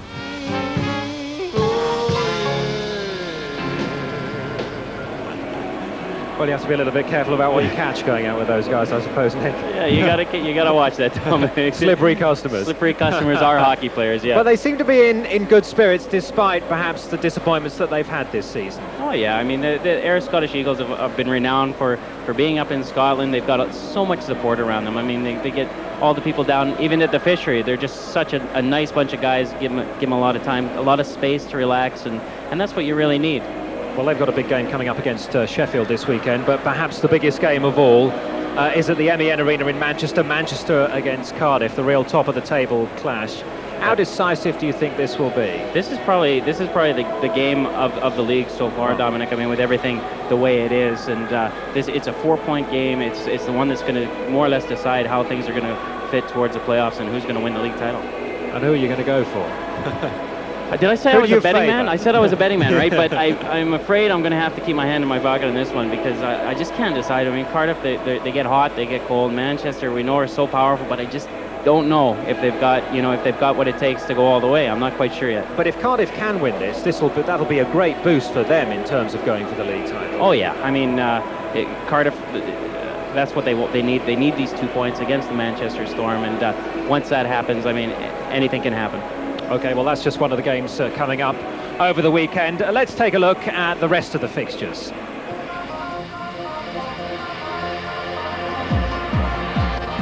On Saturday, Bracknell play host to Manchester, having lost in their 3 previous games against the Storm. Cardiff, on the back of a 7-game winning run, play host to Newcastle at the Ice House. Also on Saturday, the Sheffield Steelers hop down the M1 to face their old rivals Nottingham at 7 p.m. On Sunday, Mark Wolf plays in his 100th Super League game when Ayr take on Sheffield here at the Centrum Arena. The big clash of the weekend sees the table toppers Manchester Storm against Cardiff at the MEN Arena, face-off at 5 p.m. Finally on Sunday, it's Nottingham against Newcastle for the 6th and final time this season. And next week, we'll see just how close Cardiff are to repeating their league title success of 2 seasons ago. Ice Hockey Live comes to you from the Cardiff Ice House, where the Devils go head-to-head with the Bracknell Bees. That's 7:30, Sky Sports 2. Well, it's a great weekend of hockey action coming up. But right now, we're up at the Ayr Centrum Arena, where the Bracknell Bees are leading 2-1, and Ayr Scottish fans want to pick it up and bring their team home for the 3rd period.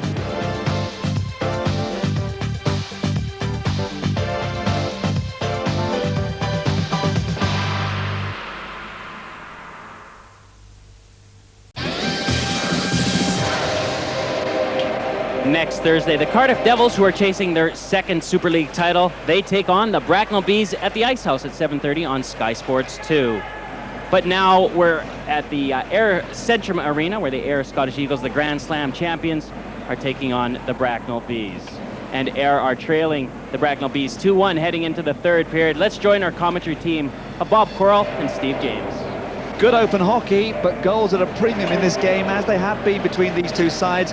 We've just had the 3rd scoreless 2nd period between the two sides in 4 games. And in fact, Ayr Scottish Eagles haven't scored a goal in the 3rd period against the Bracknell Bees in the last 2 games between the two sides. So you can see it's going to be very close. The last game up here a few weeks ago finished going into overtime, and the Bracknell Bees lost that on that occasion, much to the disappointment of their coach Dave Whistle, because he felt they could have won it. They've never won in here. Junkin has a shot and gets a goal! What a great start to the 3rd period. You can't get a better start than that, can you? Almost straight from the face-off. Dave Whistle delighted. Junkin the scorer. It's 3-1.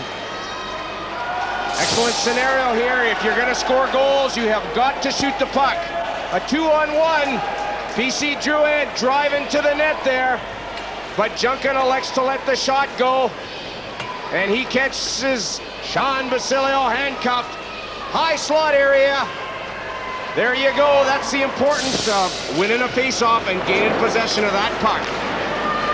Just 7 seconds it took to score that goal. That's not the quickest of the season. In fact, we've had one quicker than that.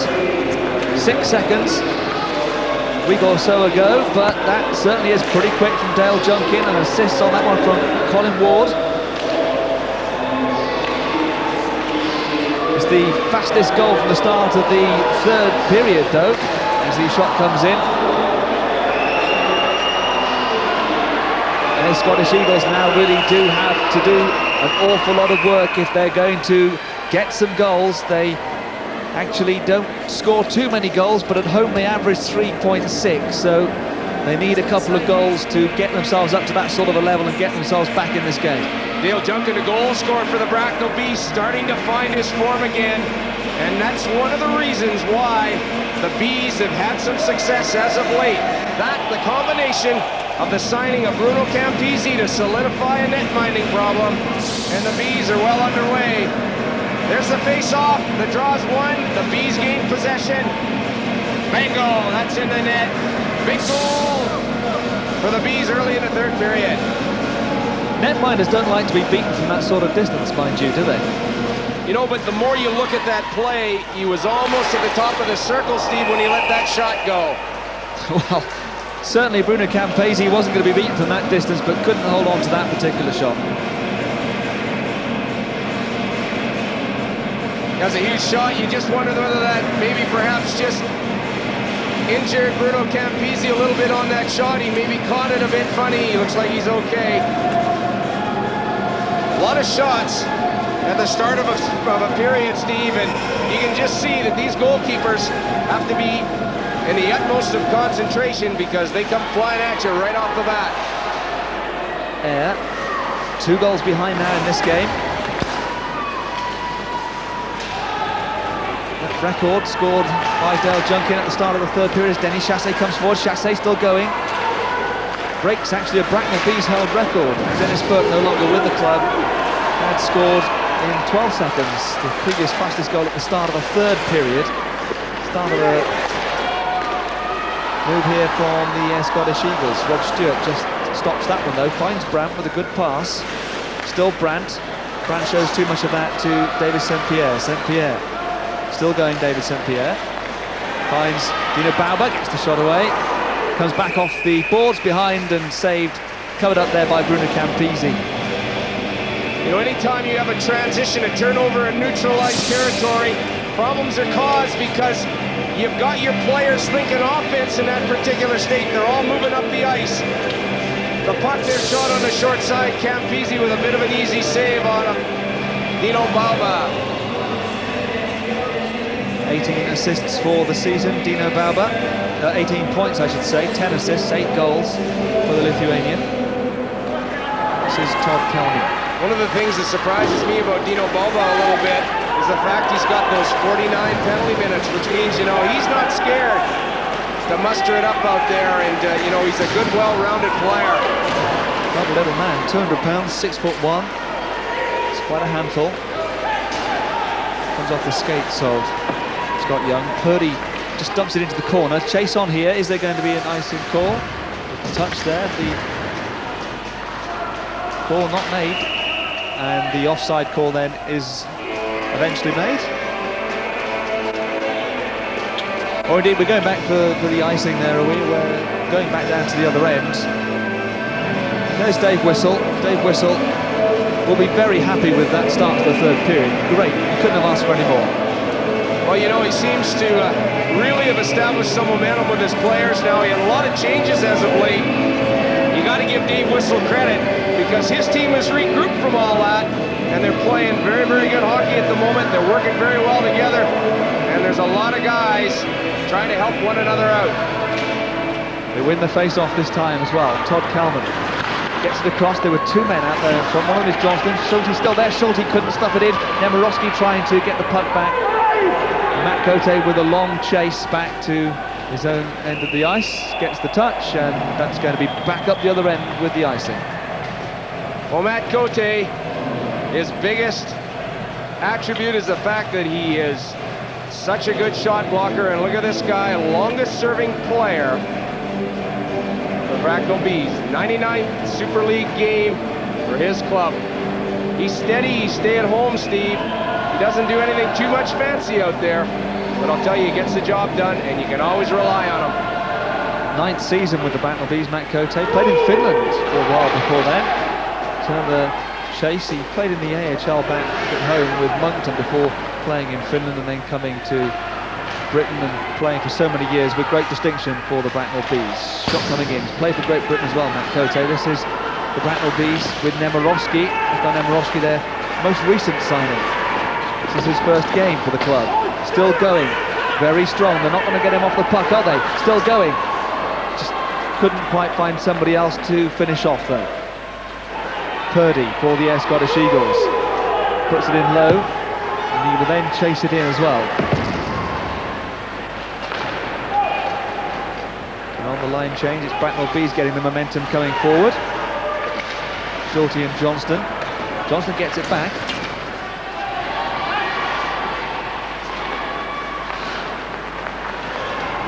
Paxton Schulte doing some good work out there. You can see, Steve, he's a big, strong guy, but the other thing he likes to do is handle that puck a little bit. And he shows great advantage when he drives to the net because he's so strong on that puck. This is Ward. Ward is away. Gets it to Druin. Druin, there's a trailer there as well who's Junkin, and Junkin almost picked out Ward. And Ward, I think, hit the post and couldn't get the second attempt past the netminder. That could have been 4-1. Well, some beautiful tic-tac-toe passing by the Bracknell Bees. If anything, maybe they overworked the puck a little bit because when you get in close on the netminder, the angle's a little bit more difficult to score from. Junkin from the slot area there instead of the pass. Perhaps maybe could have shot it. He's on fire tonight. He's got 1 goal already. What are his odds-on chances?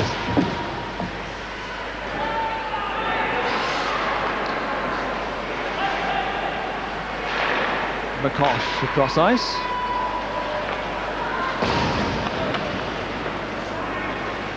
This is McCosh still. Gives the puck away to Trevor Burgess. This is Sangolo. Got a little quieter than he was at the start of this game. But clearly a danger man for the Bracknell Bees to have to deal with. PC Druin. Going forward, this is 3-on-3. Still PC Druin. Held up by Burgess, and then knocked to the ice by Burgess. Glove loose there on the ice as well. Belonged to PC Druin. Stewart getting it around the boards. Picked up by Ayr. What sort of momentum can they get going forward here? Well, it's just a long pass. It's going to be an icing, no doubt about that. Cote with the touch. Let's go down and hear from Nick Rothwell, who's ringside. You know what, guys? Something I really like about this Ice Hockey Super League is the movement that you see between of players between teams. There's almost none. And that's not like the NHL where players are traded a dime a dozen all the time, but actually only 2 players have moved from club to club during the season, this season. And that's Richard Uniacke from Sheffield, who was released and got picked up by Manchester, and Corey Lyons, now with the Ayr Scottish Eagles, who was released from the London Knights. So it's a really nice thing to see. It shows you how important these clubs try and build relationships with their players and try and form a tight-knit unit. Shot just past the net there. Bracknell Bees putting some pressure on. Denis Chassé losing an edge going down there. It's frozen up against the pipes. Corey Lyons, incidentally, there's Chassé and Kumu. Corey Lyons was one of only 3 London players who'd played in every game, who'd actually skated in every game, and he was their top scorer and made his debut against Nottingham at the weekend in the win there, and he had few shifts in that game and clearly isn't quite settled in here yet, and has had little ice time tonight. He hasn't, you know, but when I have seen Corey Lyons play when he was with the London Knights, I was very impressed with his play. And he's got a history of very strong scoring credential. He scored in almost any league that he's played in, and you know, I'm sure that he figures in Ayer's plans in the very near future. Well, that's something that they do need, is somebody who's going to stuff that puck into the net. Ferriccioli for the Bracknell Bees. Chassé got the shot away, it's saved. Well, an excellent 3-on-2 there for the Bracknell Bees, but there was a problem in the sense that nobody drove to the net on the play. When you got a 3-on-2, somebody's got to drive to that net and try and isolate that one defenseman. It didn't happen on that play. They got the shot on goal, but maybe not as much muster as what they would have liked. There's a little touch there by Corey Lyons, who must know Scotland because his brother Craig Lyons played a few years ago up here for Dumfries. Let's have a look at the goals that have been scored in this game so far. It started very early, just 35 seconds, when Mark Wolf, should it have been allowed? It was 1-0. The Bees, though, level with Ferriccioli at the second attempt. And then Colin Ward after Burke's setup, 2-1. No goals in the second period, but at the start of the third, just 7 seconds into it, Junkin the goal, 3-1, that's how it stands.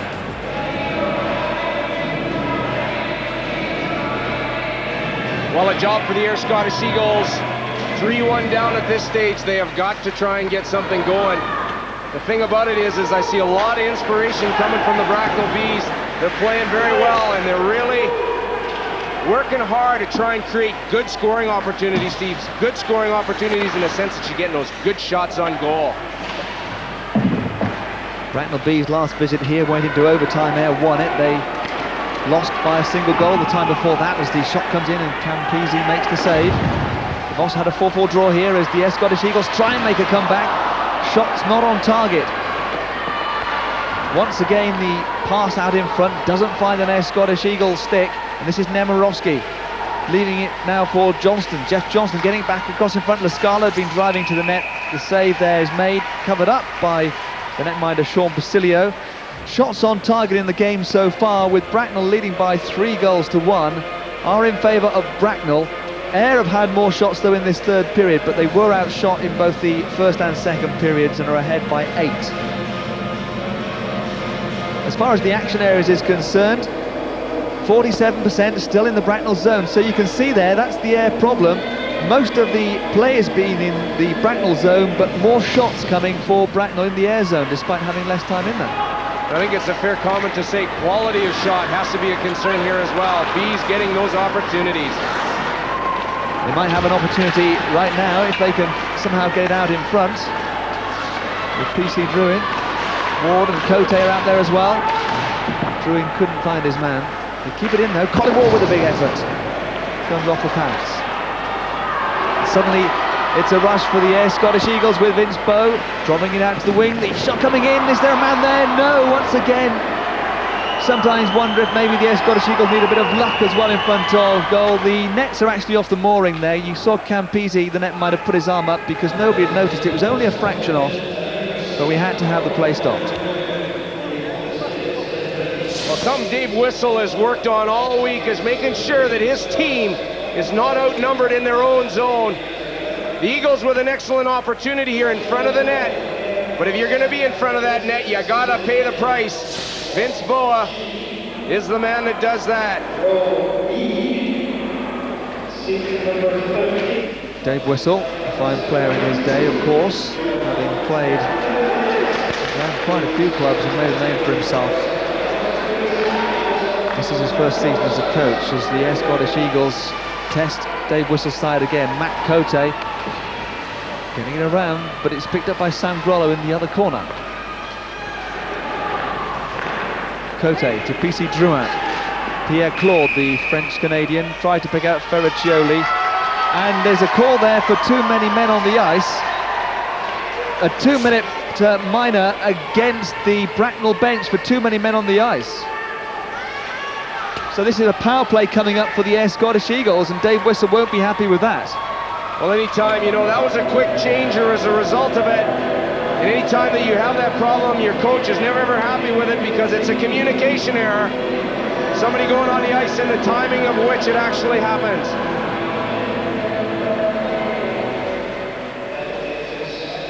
Paxton Schulte is going to sit it out.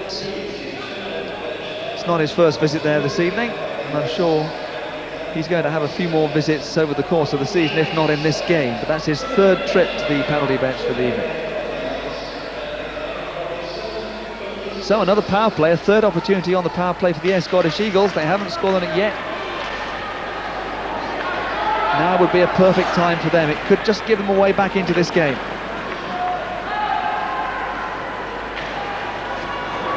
Just 2 shots on goal in the course of those 2 first power plays. Let's go down and speak with Nick Rothwell, who's ringside.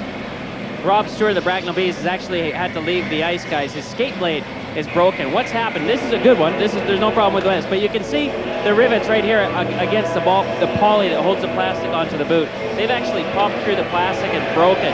So what he's done is he's gone off, he's got the guys helping out. They're actually unscrewing it, trying to get a new one on as quickly as he can so he can get back out here. They need him. They're on the penalty kill at the moment, the Bracknell Bees. With 12 minutes left to go in this game, they have a 2-goal cushion, but that's not very much at all.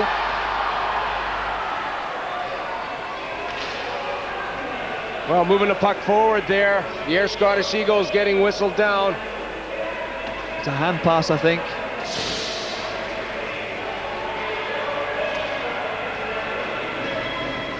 Jamie Steer going down on the play. We don't actually see the hand pass, but it was called.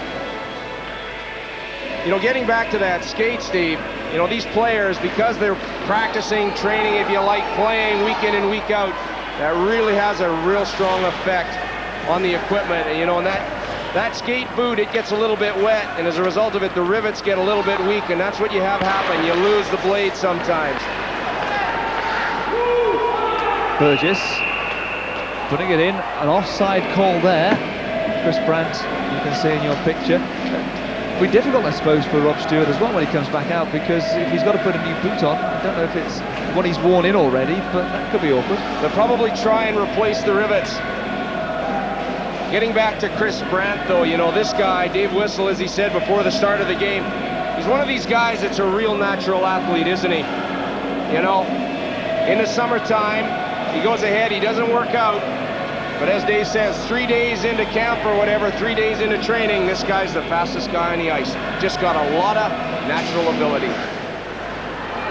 Chris Brandt is the leading goal scorer as well for the Bracknell Bees. It's the Ayr Scottish Eagles on the power play, don't forget, with just over a minute to go of the power play, trailing by 2, 3-1 for the Bees. This is Scott Young, winding his way through, picking out Sam Grollo on the left-hand side. Grollo to Wolf. Wolf, 2 men out there in front. It was rising all the way. It goes high in the air behind the net. It's Matt Cote trying to deal with it with Montanari out there as well.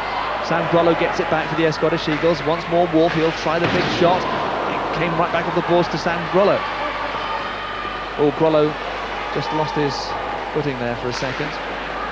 Young gives it back to Sam Grollo. Dino Bauber's out there in front having a real old tussle on the edge of the crease with Greg Burke.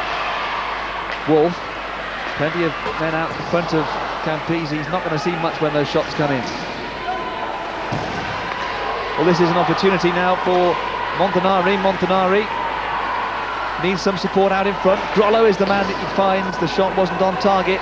Time ticking away on this power play. Montanari gets it out in front once more, but still Sam Grollo couldn't turn it in. Power play is over. Another successful penalty kill for the Bees.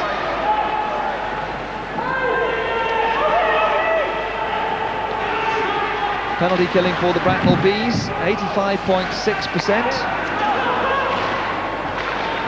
Been much more impressive of late than they have been in the season as a whole, mind you. But that actual figure of 85% is more or less the league average. More from a playing point of view, though, you know, you saw that the Ayr Scottish Eagles had somewhat stabilized on that power play.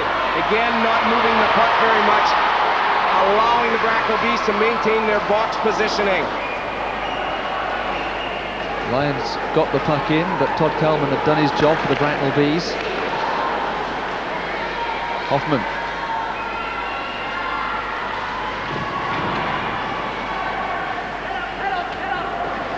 This is Todd Kelman. Chris Brandt chasing this one down. Now, is he going to get there first? He is. Got it across. It came in fact off the skate of Bow, who picks it up now for the Ayr Scottish Eagles.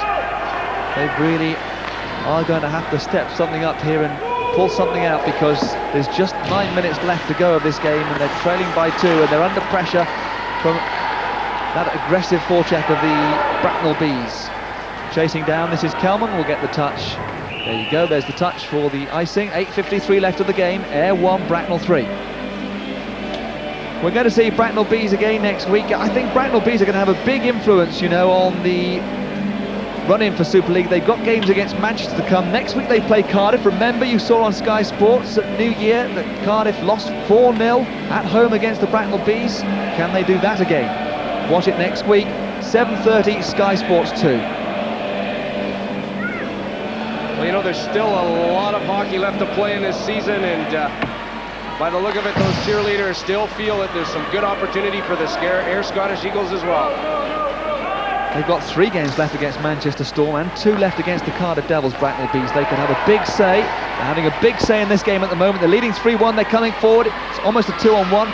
Shot coming in, it's just off target there from Jeff Johnston. Jeff Johnston picks it up once more for the Bracknell Bees.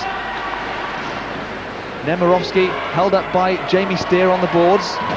Steer getting back to full strength after his back operation earlier in the season. Right out there in front, the Bees not able quite to just get the final touch. Paxton Schulte was right out there in front. Now it's Nemirovsky again. This is Paxton Schulte once more to Jeff Johnston. That cycling effect taking place there by the Bracknell Bees. You can see how strong they are on it. They're not doing anything difficult. They're keeping things simple, but you can see how effective it is. Hode to Burgess. Now Hode starts to drive towards the net. Burgess just turns it around and Hode goes into that corner to pick up possession. Shot coming in just off target.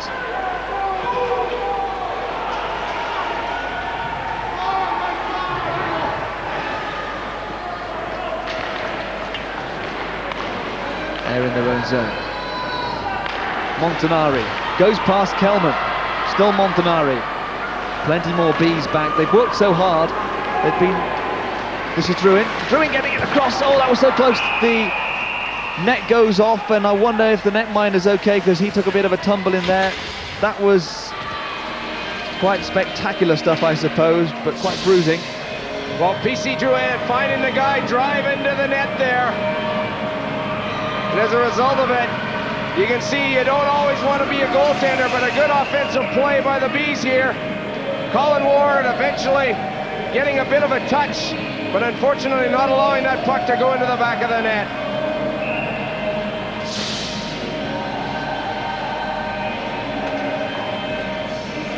It's been a long night so far for Sean Basilio. He's had to come up very, very big with the Bracknell Bees, getting some excellent scoring opportunities on him. He's come up with some huge saves. Big Scott Young.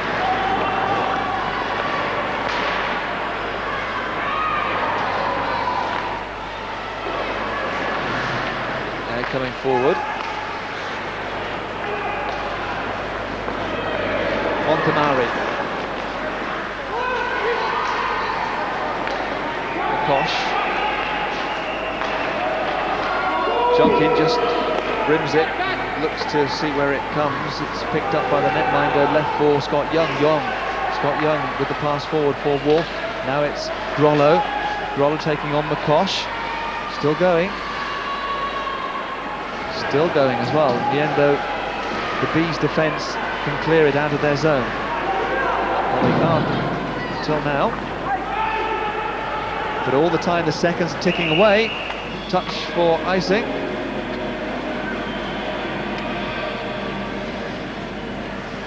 Rob Stewart, number 16, out there on the ice, just down in front of the Bracknell bench, doing a little bit of manoeuvring there, because apparently his boot, his right boot, oh, he's coming off again, his right boot, that's his left, you can see there, his right boot, that's the one that was, well, it's not the one that he had a problem with. They couldn't repair it, so he's put somebody else's boot on, and that could be a real problem. I don't think it's even the right size for him, but it's going to have to do. Well, he's got one Graf boot on. That's a Graf skate on the left-hand side, and it's a Bauer on the right, but hopefully it does a job for him. He's just checking to see whether there's that much of a variation in terms of the rocker and the blade itself, and whether or not he can turn properly, because it's almost like having sort of two foreign objects on your feet as opposed to being consistent on both sides. You'd expect that Bracknell would have plenty of defending to do in this last 6 minutes of the game, because the Ayr Scottish Eagles, who really do want to finish above Bracknell and Ayr, and Sheffield rather, for fourth spot in the league, are surely going to throw everything they can forward now at the Bracknell Bees in the remaining few minutes of this game. They're trailing 3-1. They scored after just a few seconds of this game. There's a roughing call here, and it's going to be another power play for the Ayr Scottish Eagles. A roughing call against Chris Brandt.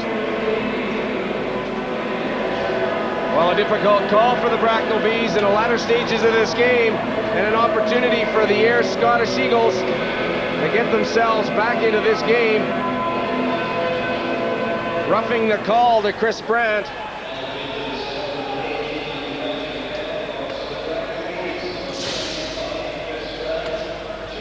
The puck deep in the zone there. Chris Brandt finishing the check off with Dino Boba. Getting that glove up a little bit high. And as a result, you saw it going in there. Maury Hansen making the roughing call. Good spot by the referee. Another chance now. This is their fourth power play of the evening. Haven't got a power play goal yet, the Ayr Scottish Eagles.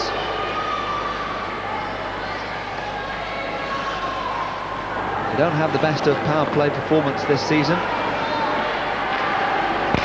Certainly the case again this evening. Montanari now going forward, just going down under the pressure from McCosh, who was then able to clear the zone right down to the other end. No icing because they're short-handed at the moment, the Bracknell Bees. Scott Young.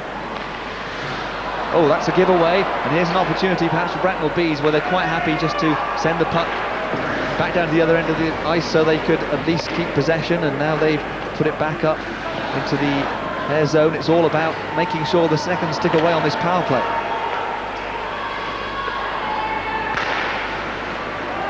Now Ayr with Bauba. They need a goal, they need it bad in this game. Bauba getting it across towards the other corner, looking for Sangrolo, but it's the Bracknell Bees who try and clear, now will clear their zone. They're coming forward, looking for the shot, doesn't come. They've not scored a short-handed goal away from home, the Bracknell Bees. Didn't come close to it on that occasion either. Beautiful curl and drag move, as I call it there, by Denny Chassé. Just curling it around to try and get the shot on goal, but he runs out of room. Sign of a true pro player, Steve. The guy's got all the moves. Very rarely does he lose that puck out there. He's very, very strong on it. Denny Chassé, highly rated at the clubs that he's been with in the NHL. Just a question as to whether or not he's quite fulfilled his potential, because he really is a great player. Has the skills. This is Trevor Burgess for the Ayr Scottish Eagles. They're on the power play, but the seconds are ticking away. They're still 2 goals behind. Now's the time for them to get that power play goal. Into the corner. This is for Caribiet. Back to Burgess, back to Caribiet once more, winds up for the shot, straight into the pads. Out of the zone, 15 seconds left on the power play. Less than 4 minutes left of the game. Time running out for the Ayr Scottish Eagles to stop the Bracknell Bees winning for the first time here in the Centrum. Purdy for Biet. End of power play, Chris Brandt comes out, there he is on the right-hand side. It's picked up by Chassé. Shot from Brandt, Chassé had gone to the net as well. Ayr will try and come forward quickly.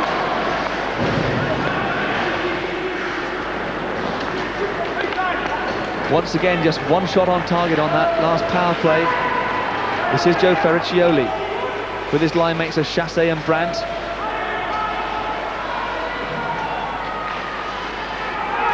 This will be comfortable for the Bracknell Bees to deal with. Cote gets the touch for the icing, just over 3 minutes to go, and you really start to wonder whether or not Ayr can get back in this game. Well, the Bracknell Bees putting on a defensive clamps.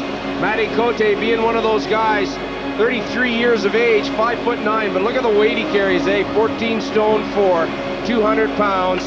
The guy's action-packed, Steve.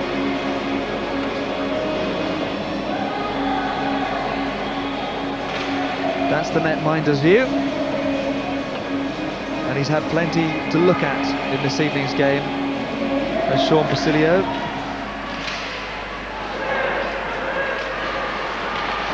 Coming forward, this is a 2-on-1 chance though. Can he pick out Corey Lyons, or will he go for the shot himself? He went for the shot himself, David St. Pierre, and just found the netminder too big to beat. Well, that's a difficult one for the shooter, Steve, you know, because if he scores, he looks like a hero. If he doesn't, everybody in the building wished he would have passed to the puck with a guy driving to the net. They're coming forward once again.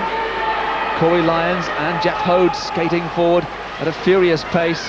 It's cut out though, and PC Duran gets a good pass away. Now this is a real opportunity. Colin Ward gets the shot this time. Had no opportunity but to shoot. Did a good job, I suppose, but the netminder was always favourite from there.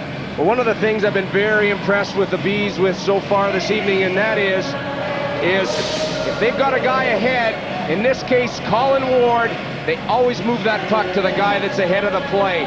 They force themselves to move that puck. That's what's creating opportunity for him, Steve. Again, Basilio having to come out of his net and making a good save.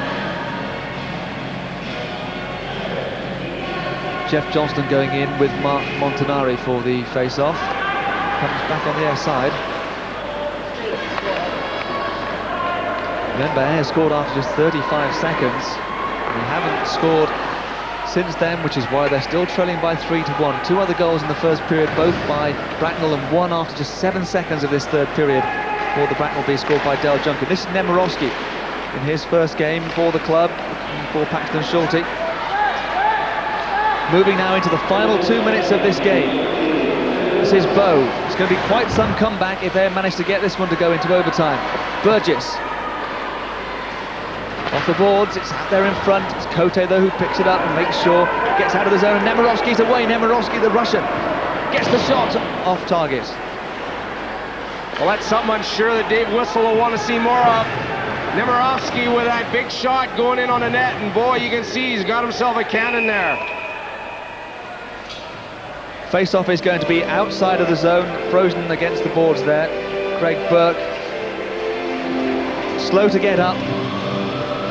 What a job Greg Burke has done here this evening, defensively and offensively. He's moved into the play so very well. 6'1", again, a 200-pounder, but he moves with ease out there, and I've been real impressed with his play tonight. The Bracknell Bees have frequently sent plenty of players in on the forecheck, but whenever Ayr have come forward, they've always had plenty of men back on their own blue line as well. They've worked hard. They do, and you know, one of the things that Dave Whistle tries to preach there is you get two guys in deep, put a lot of pressure on the puck. But the other thing, of course, is to have that one guy high, Steve.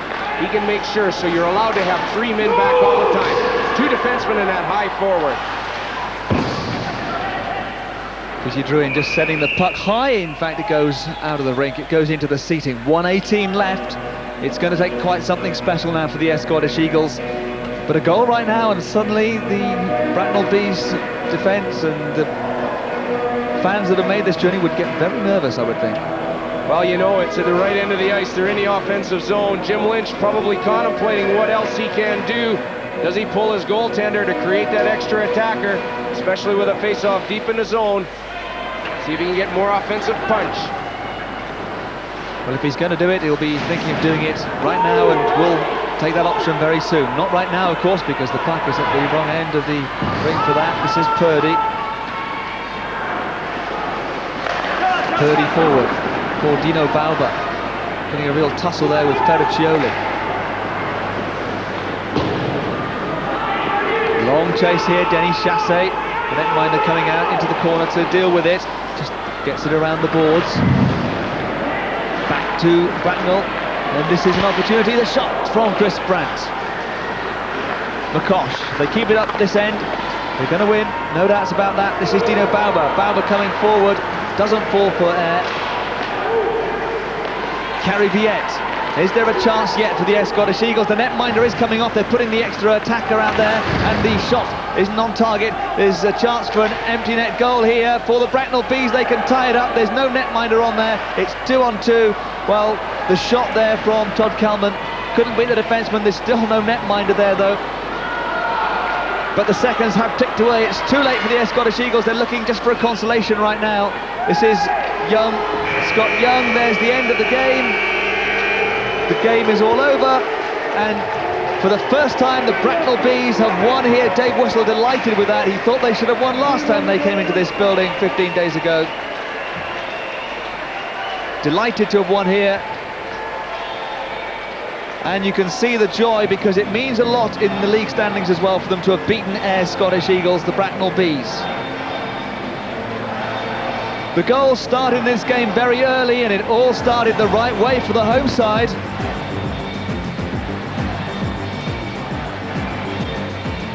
A goal very early on in the match, and it was scored by Mark Wolf. There was a doubt as to whether it should be allowed, because Korol escaped just inside the crease there, but the goal was given, 1-0. But Bracknell came back very quickly indeed. They got the goal from Ferriccioli, and then Greg Burke set up Colin Ward. Halfway through the first period it was 2-1. And then 7 seconds into the start of the third period, a goal scored by Dale Junkin, 3-1, that's how it finished. So it's finished Ayr Scottish Eagles 1, Bracknell Bees 3. And we can go and hear from the winning coach with Nick Rothwell. Dave, were you a little bit scared there when they came at you that quick? Yeah, they always come quick here. You got to just hold them off for those first, 3 to 5 minutes, settle everybody down, and we played extremely well tonight, and I'm glad of the 2 points. 2 points up in Scotland as well. I mean, it's not an easy place to get them, is it? Oh, it's not. I mean, this is a hard rink to come up. We had a bad weekend, I thought, for points-wise anyway, and we came up here. Everybody was focused before the game. I thought we played really good. You're in 4th spot now, but 5th and 6th are only separated by 2 points. I know that 4th is a valuable playoff spot. Oh, it is. It's going to be a dogfight till the end of the year. Sheffield's playing really well lately. I see they beat Manchester last night. So it's going to be a fight right to the end, and hopefully we're the team that's going to be there as well. So I know it's going to be hard, but I think we can do it. Bruno Campisi, your goalie, he got the man of the match. He had an outstanding game. Again, he's played really well. I'm glad for him. He's came in, he's done a job. Takes the whole team to win the game, but you know, it comes from your back, front, forward. So he's doing an extremely good job. We're going to miss him next week. Thanks a lot, Dave. Thank you very much. Dave Whissell happy enough with tonight's performance by the Bracknell Bees, and why not? It's their first Super League win here at the Centrum. They beat Ayr by 3-1. They outshot them as well, although Ayr did have most of the possession, just about, in that match. Let's see how things look in the league table. A result of that victory for Bracknell, they jump above Ayr and Sheffield into 4th place, Sheffield 5th, and Ayr now down in 6th place. Let's hear from the Scottish Eagles captain, Angelo Catanaro. Angelo, after a great start, you must be very disappointed with this. It's always disappointing when you lose, Nick. You know, thought we played not so bad tonight. You know, just a couple of breakdowns that they capitalized on. You know, that's the story of the game. They got some quick goals at the beginning of each period, or the first and the third. So, you know, it's disappointing without a doubt. Well, as you mentioned, it's those quick goals right after you got the lead, and then in the first and last minute of periods to score goals, that kind of breaks people's backs, doesn't it? Well, you know, again, there's a lot of time still to catch up. That's the one maybe positive point, but in the negative way, it sort of dejects you for the rest of the period. But, you know, it's no excuse. They worked very hard tonight. The game could have went either way till a certain point, and we just didn't come through with it, that's all. Pretty hard to solve a goalie like Bruno Campisi when he's playing as good as he is. Bruno's, you know, he's a quality goalie. Played against him for years in Italy, and you know what you're up against when you play against him. He's done wonders for him since he's been in there, and take nothing away from their team though. Like I said, they got a hard-working club, and with him, he just complements them that much more. So, you know, a good team. Angelo, do the Ayr Scottish Eagles regroup now and just keep focusing on those playoffs, I imagine? Yeah, without a doubt. I mean, you know, it's hockey. It's a loss. We're not going to cry over it. There's some things again that we have to work on, take a look at once again, but we have to try to get on a roll of going into the playoffs, and I think if we can do that, we'll be all right. Thanks, Angie. Looking good with that visor on. Yeah, you like that. It's coming off pretty soon, though. See you later, Nick. So Angelo Catanaro remaining reasonably optimistic about Ayr despite that performance tonight. Bob Korol, was it a slight lack of ideas in the third period, I thought? Yeah, they lacked a little luster, I felt, the Ayr Scottish Eagles, you know, and as the guys mentioned, Dominik, you know, that goal right at the start of the third period, that really seemed to take the wind out of the sails of the Ayr Scottish Eagles, and they were kind of playing catch-up from that point on. Yeah, well, Nick did say that he thought that Bracknell's tactics in the third period would be to not to ease off, but to go straight at them. And the goal, as you say, came straight from the face-off. It did, you know, and anytime you get possession of the puck, you're going to create opportunity.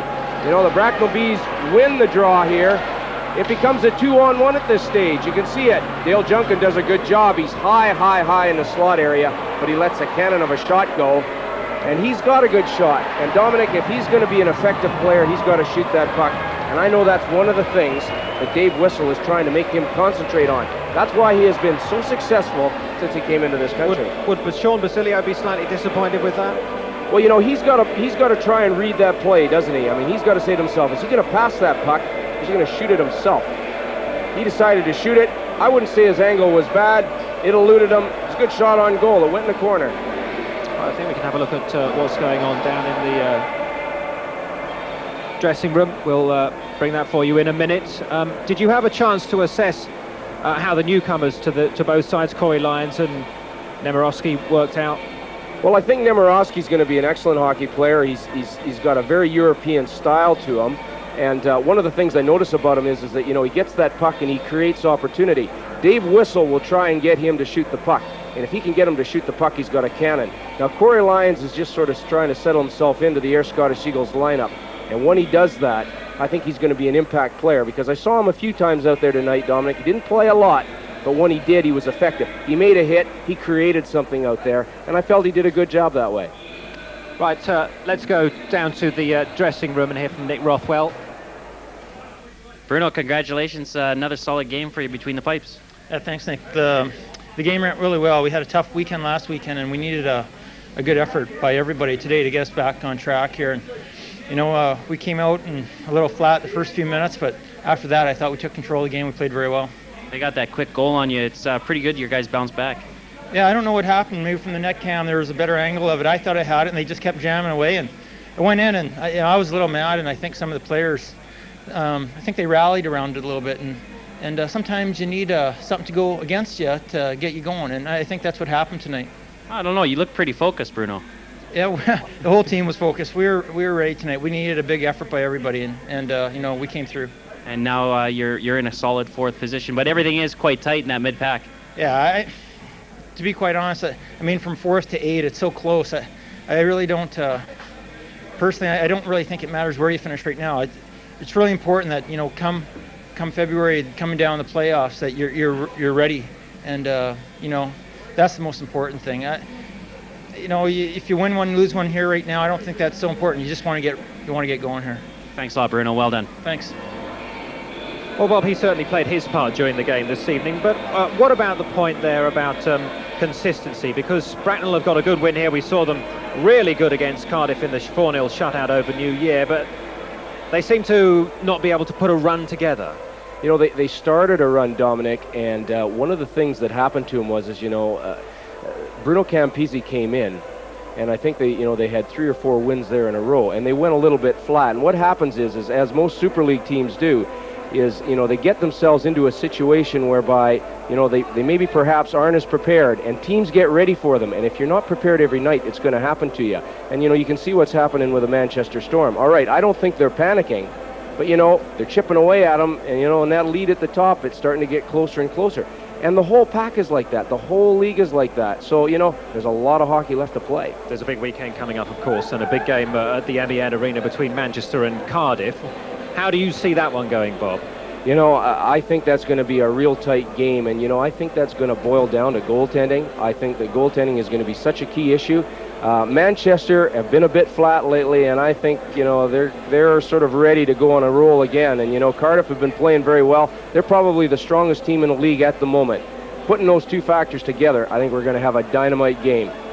Well, we certainly hope so, and anyone who's going to the MEN Arena on Sunday, I'm sure, is going to enjoy it there. Our next live ice hockey for you is next Thursday night, of course, 7:30, Sky Sports 2. We'll see Bracknell in action again. What can they do this time against the Devils after that 4-0 shutout last time?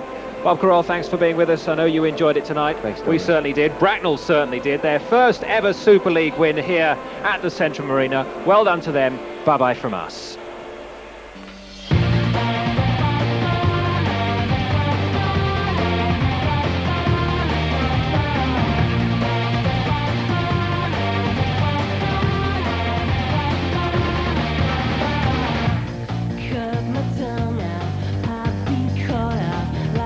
Yeah.